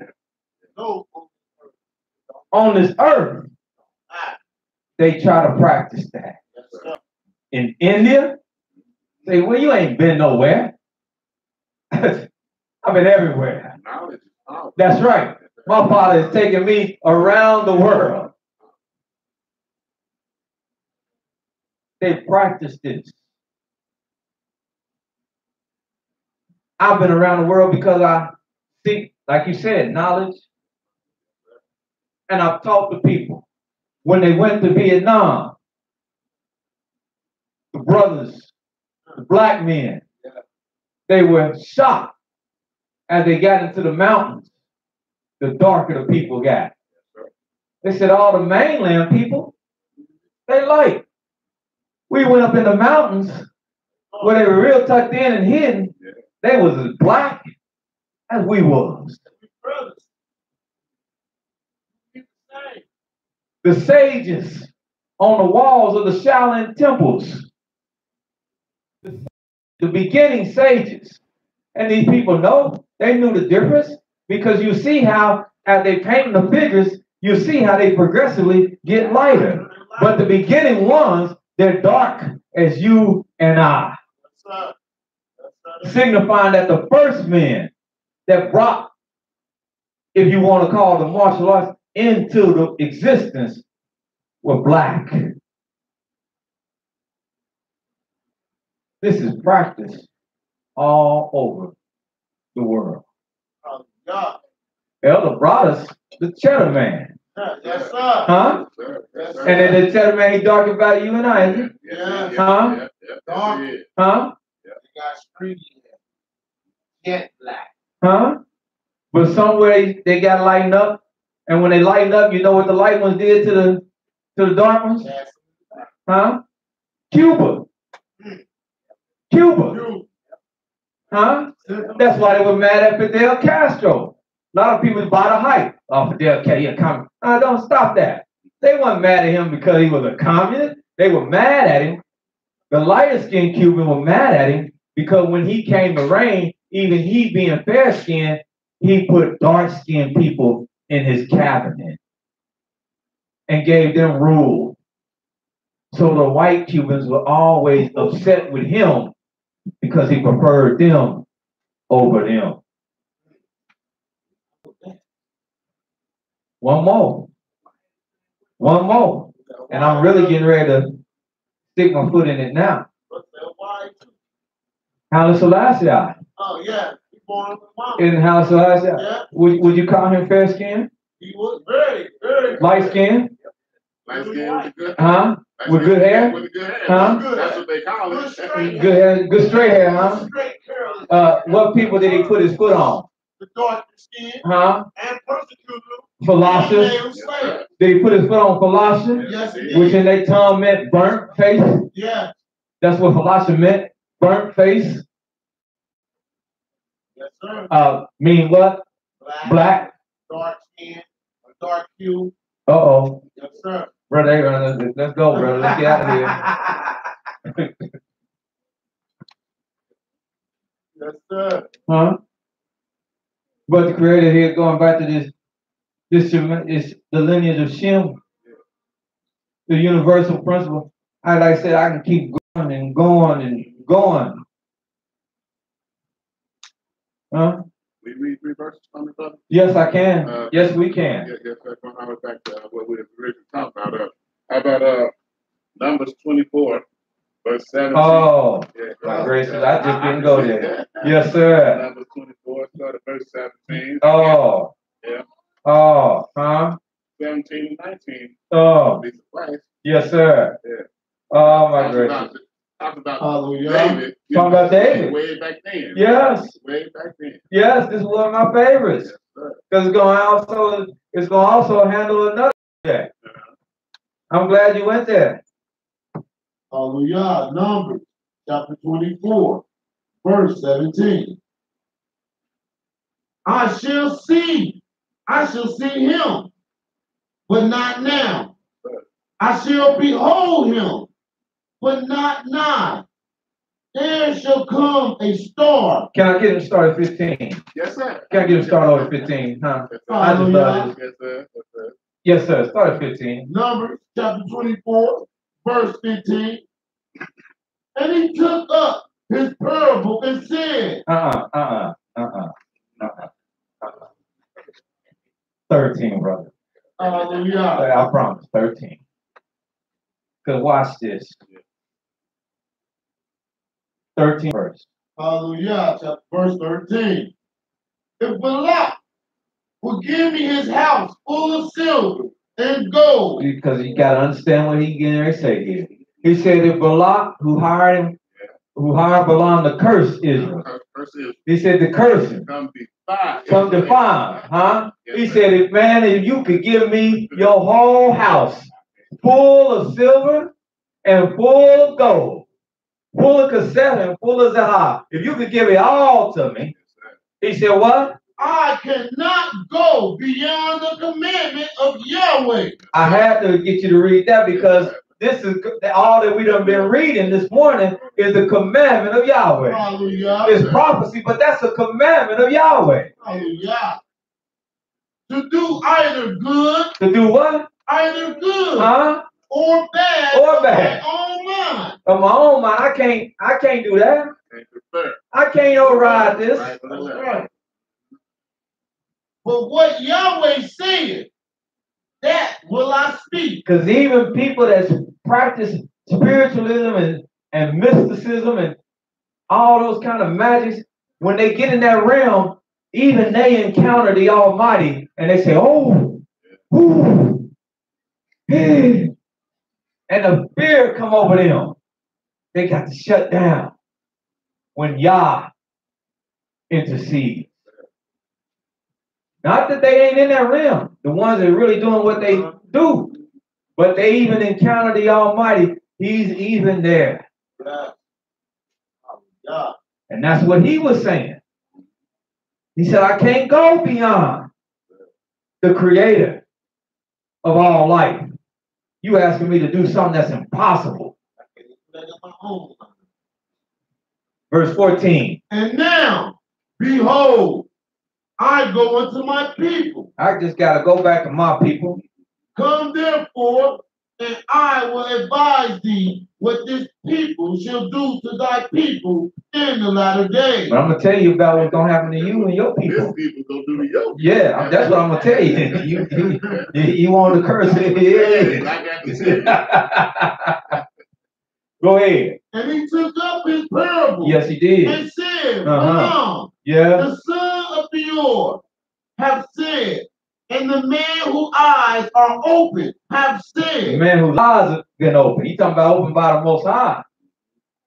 He said. He have said, which heard the words of Elohim and knew the knowledge of the Most High, which saw the vision of the Almighty, falling into a trance. And when he saw it, he had the vision, he fell into a trance. But having his eyes open. But he had his eyes open. So he was, boom.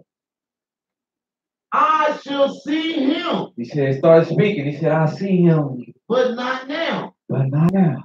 I shall behold him. I behold him. But not nigh. But he's not here.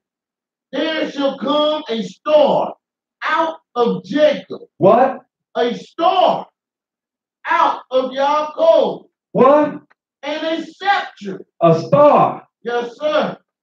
What's the greatest symbol? What's the greatest symbol for the house of David to this very day? The star. The star. Star. The star. Right there. Hallelujah.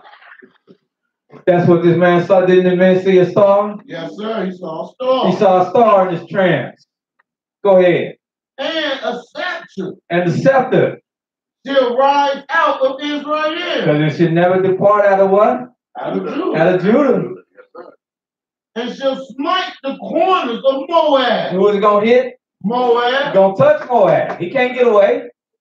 And destroy the children of sheep. It's going to destroy the children of Sheph. And Edom shall be a possession. Edom going to even be in possession. And Seir also Mount shall be Seir. a possession for his enemies. And Mount Seir and Edom going to be a possession for his enemies. And Israel shall do valiantly. And Israel should do valiantly.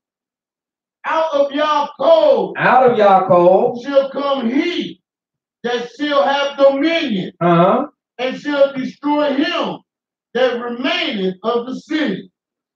And when he looked on Amalek, he took up his parable and said, Amalek was the first of the nations, but his latter end shall be that he perish forever. And he looked on the Kenites and took up his parable and said, strong is thy dwelling place, and thou puttest thy nest in a rock.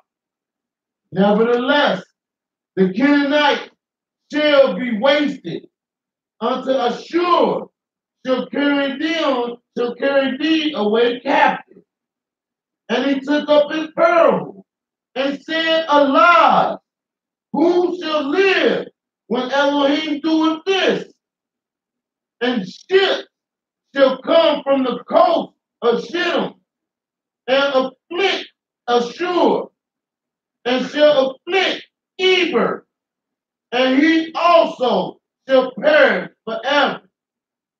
And Balaam rose up and went and returned to his place, and Balak also went his way. Hallelujah. Hallelujah. David, he smote these nations. He smote them. Yes, sir. All you got to do is read 2 Samuel 8 chapter. Yes, sir. Yes, sir. He smote them. I can see it beyond a shadow of a doubt. The Almighty have proven this morning his Messiah. Hallelujah. Beyond a shadow of a doubt. Beyond a shadow of a doubt. That is well. Who did Christ smoke Moab? No. Did Nobody. did Seir belong to him? No. Did he go through Edom? No. Huh? No. He did? The children of Sheth, he didn't do none of them? Nah. Huh? He did? Oh, okay. And the children of Israel didn't do valiantly in his days? No, they didn't. Because the Romans was tearing Israel up in his days. Huh? The Romans was whooping Israel, wasn't it? Israel was running to and fro to get away from. Okay. All right. I mean, it's a slam dunk, y'all. Hallelujah. Praise God. Y'all might have made it a slam dunk. Huh? Yes, sir. But it don't mean a thing if it ain't got that swing. So I gotta read you one last thing. Hallelujah. Go to 2 Samuel. Out of the mouth of the man himself.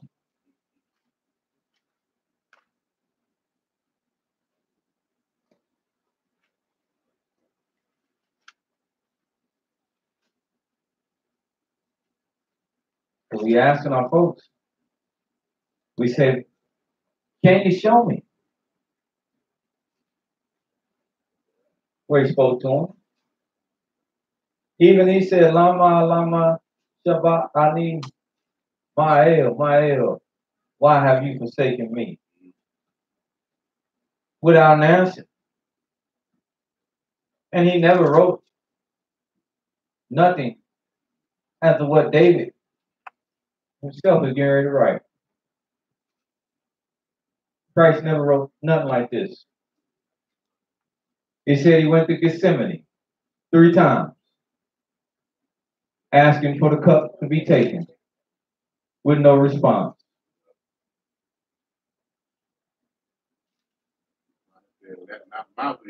He finally said, let not my will be done, but I hear them soldiers already coming, so let your will be done. I can't get out of it now. 2 Samuel. Yes, sir. 23. Hallelujah.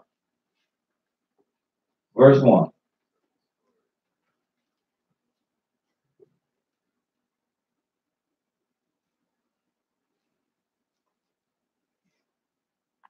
Second Samuel, chapter 23, verse 1. Now these be the last words of David. David, the son of Jesse, said, and the man who was raised up on high, the anointed of the Elohim of Yaakov, and the sweet psalmist of Israel said. That closes the case, opens and shuts the case right there. Hallelujah. These are the last words of David. Et David. David, the son of Jesse. Jesse, the son of Obed. We're returning right where we started. The man who was raised up on high. Yes.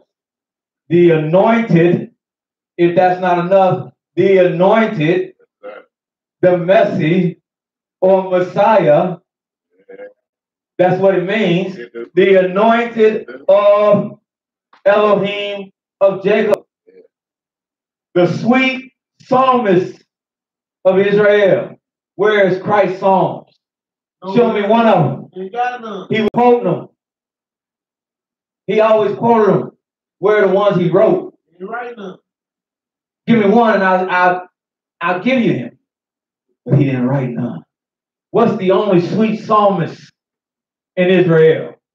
What's the only sweet psalmist that even people that's not Israel want to read?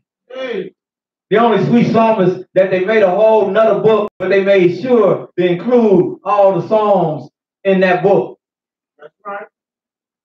Because he's a sweet psalmist. Hallelujah. He's the lyricist.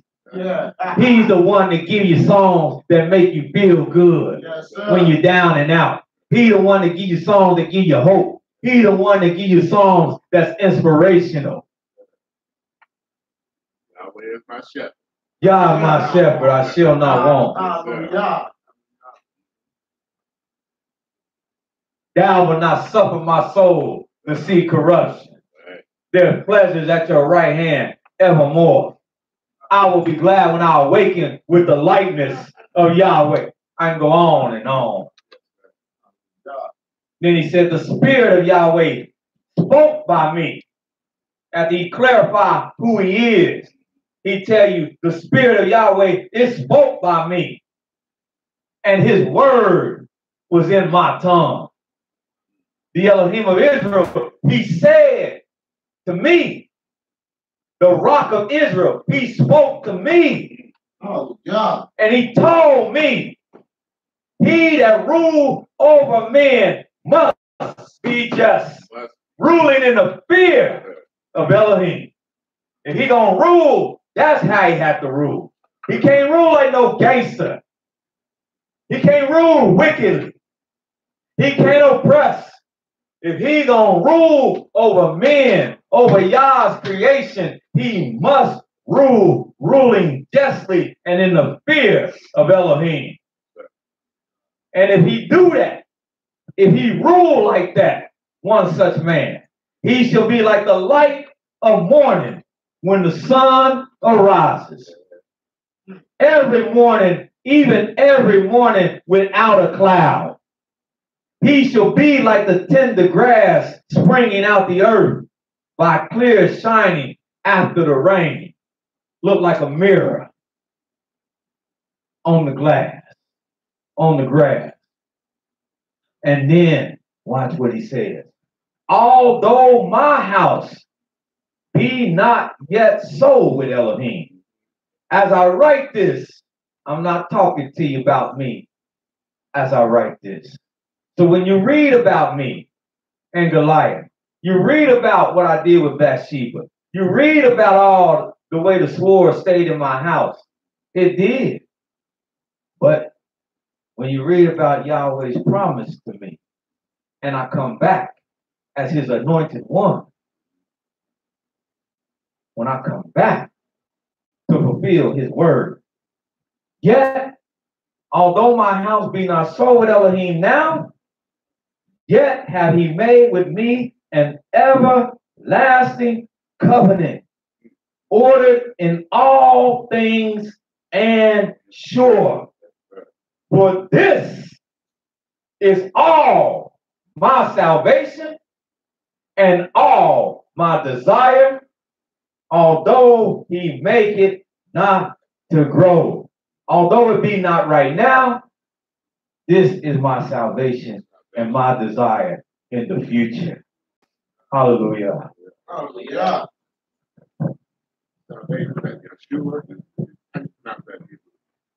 Yahshua, the word for salvation is Yahshua. That's why Moses called Oshia, the son of Nun, Yahshua, because he came back with the favorable report. The land is there for the taking. And Moses said, because you and Caleb came back as the only two, Yah will give you the moniker. Not his name. He already had his name. He was Osea. We will give you the moniker, the alias, Yahshua. Yah is salvation. Shua.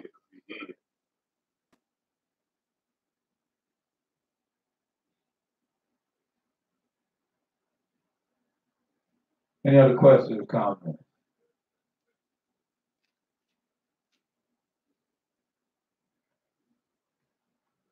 Hallelujah. Great first half, Ray. That's good first half. Hallelujah.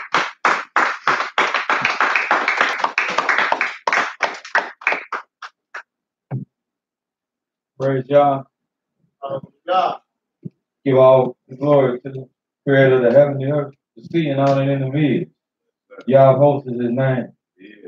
As it said, only he can open the eyes.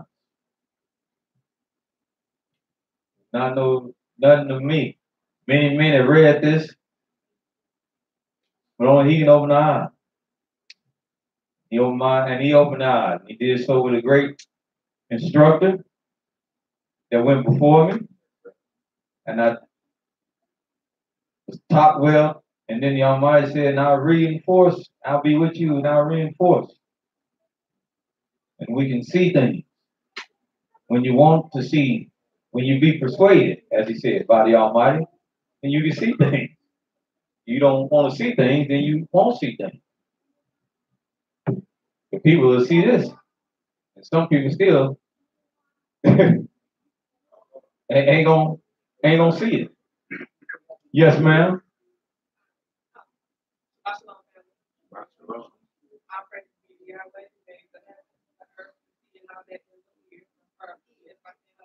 Hallelujah. First, I'm going to say, praise God, that I finally remember how to put all the that together. The whole time that I've been in class, like 3 years, I could never remember that. Hallelujah. Hallelujah. But my comment is going back to the character assassination. I have been speaking of my two sisters that I work with, and them eating the shrimp. Well, they were eating it again. When this past so many days, and so I had spoke to the Muslim sister wasn't in there, so I spoke to the other sister. I said, do you eat pork? And she said, sometimes, not really. I try to stay away from it. I said, but did you know that shrimp is considered pork? And she said, really? And I said, yeah. So I broke it down to her, and I told her I looked it up. So I was read what it said about the shellfish. And I had told her about how they sit on the floor and they eat off, all of them. I said, if you think about all these dead animals going to the ground, and that's what it's eating. And so I kept going on and on while she eating.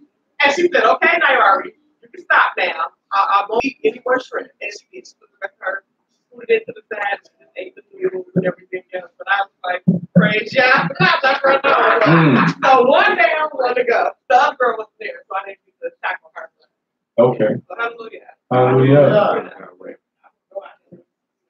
And I was looking at something and researching something, and that little crustacean, because they come in all little kind of forms, we just see them curled up when they get to you.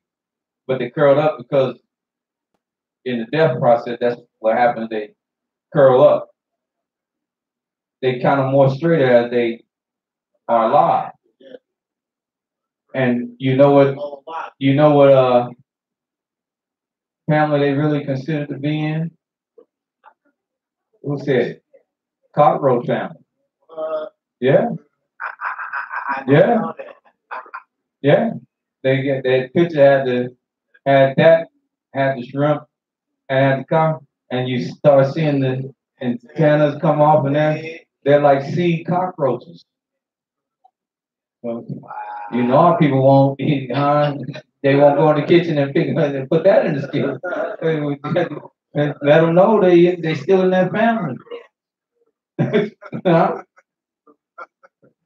We see that cockroach kid, we dirty. Oh, they dirty. I can't even over here. They got roaches. They dirty. But they go to Fuyang and you see me dirty. Huh? Yeah. Yeah. Fuyang, we throw it in there and walk in the middle. It's dirty. No. Yeah. Yes.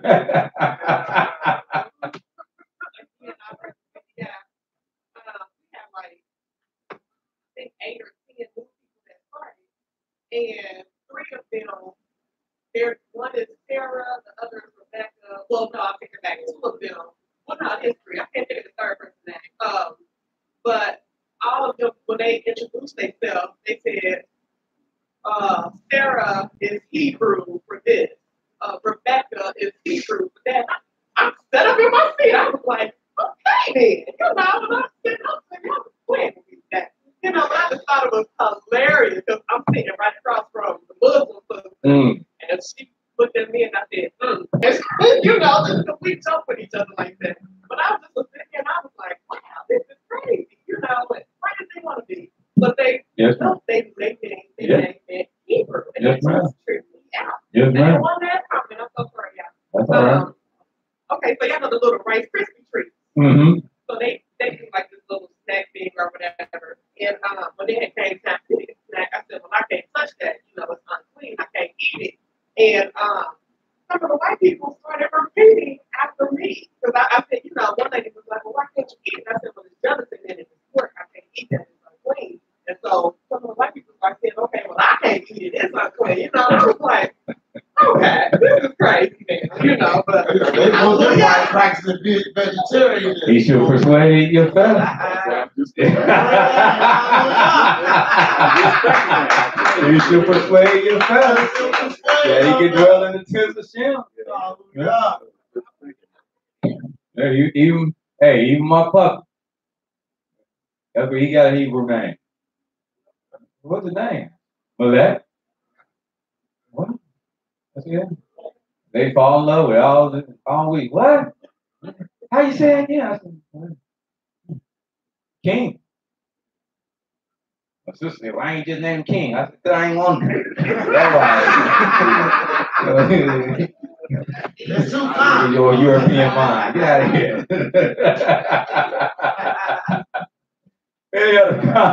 Any other comment from anyone?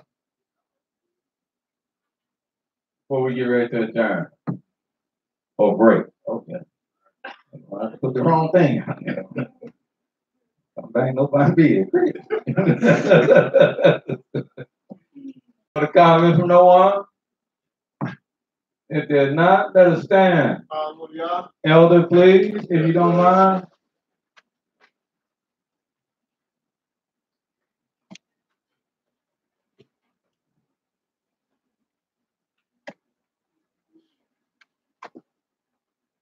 Yahweh, we do thank you for watching over us as we step in the night. We pray to watch over all Israel as well as watch over us. And that all Israel would rise in honor and glory to your holy name. Yahweh, have mercy on our souls. Both we, our fathers, and our children have sinned against you, even to this very day. Be merciful, be compassionate, fill our land, and bring your people home. Yahweh, we thank you for your great goodness you have extended to each and every one of us, by showing us your great name and your great law. And we pray that you give us the wisdom and the understanding to walk in your life all the days of our life. And Yahweh, we pray that you be with us this day and every day. Grant us good health, keep us safe from all harm. Yes, Yah, vengeance belongs unto you. To allow your vengeance to fall upon your enemies and all that afflict your people for your servant Israel. Hallelujah. Hallelujah. Hallelujah. Hallelujah. Hallelujah. Hallelujah. Praise Mighty Yahweh. Yah is righteous all the time, day and night. Hallelujah. Hallelujah. Hallelujah, young man. That's right. Hallelujah. I heard that young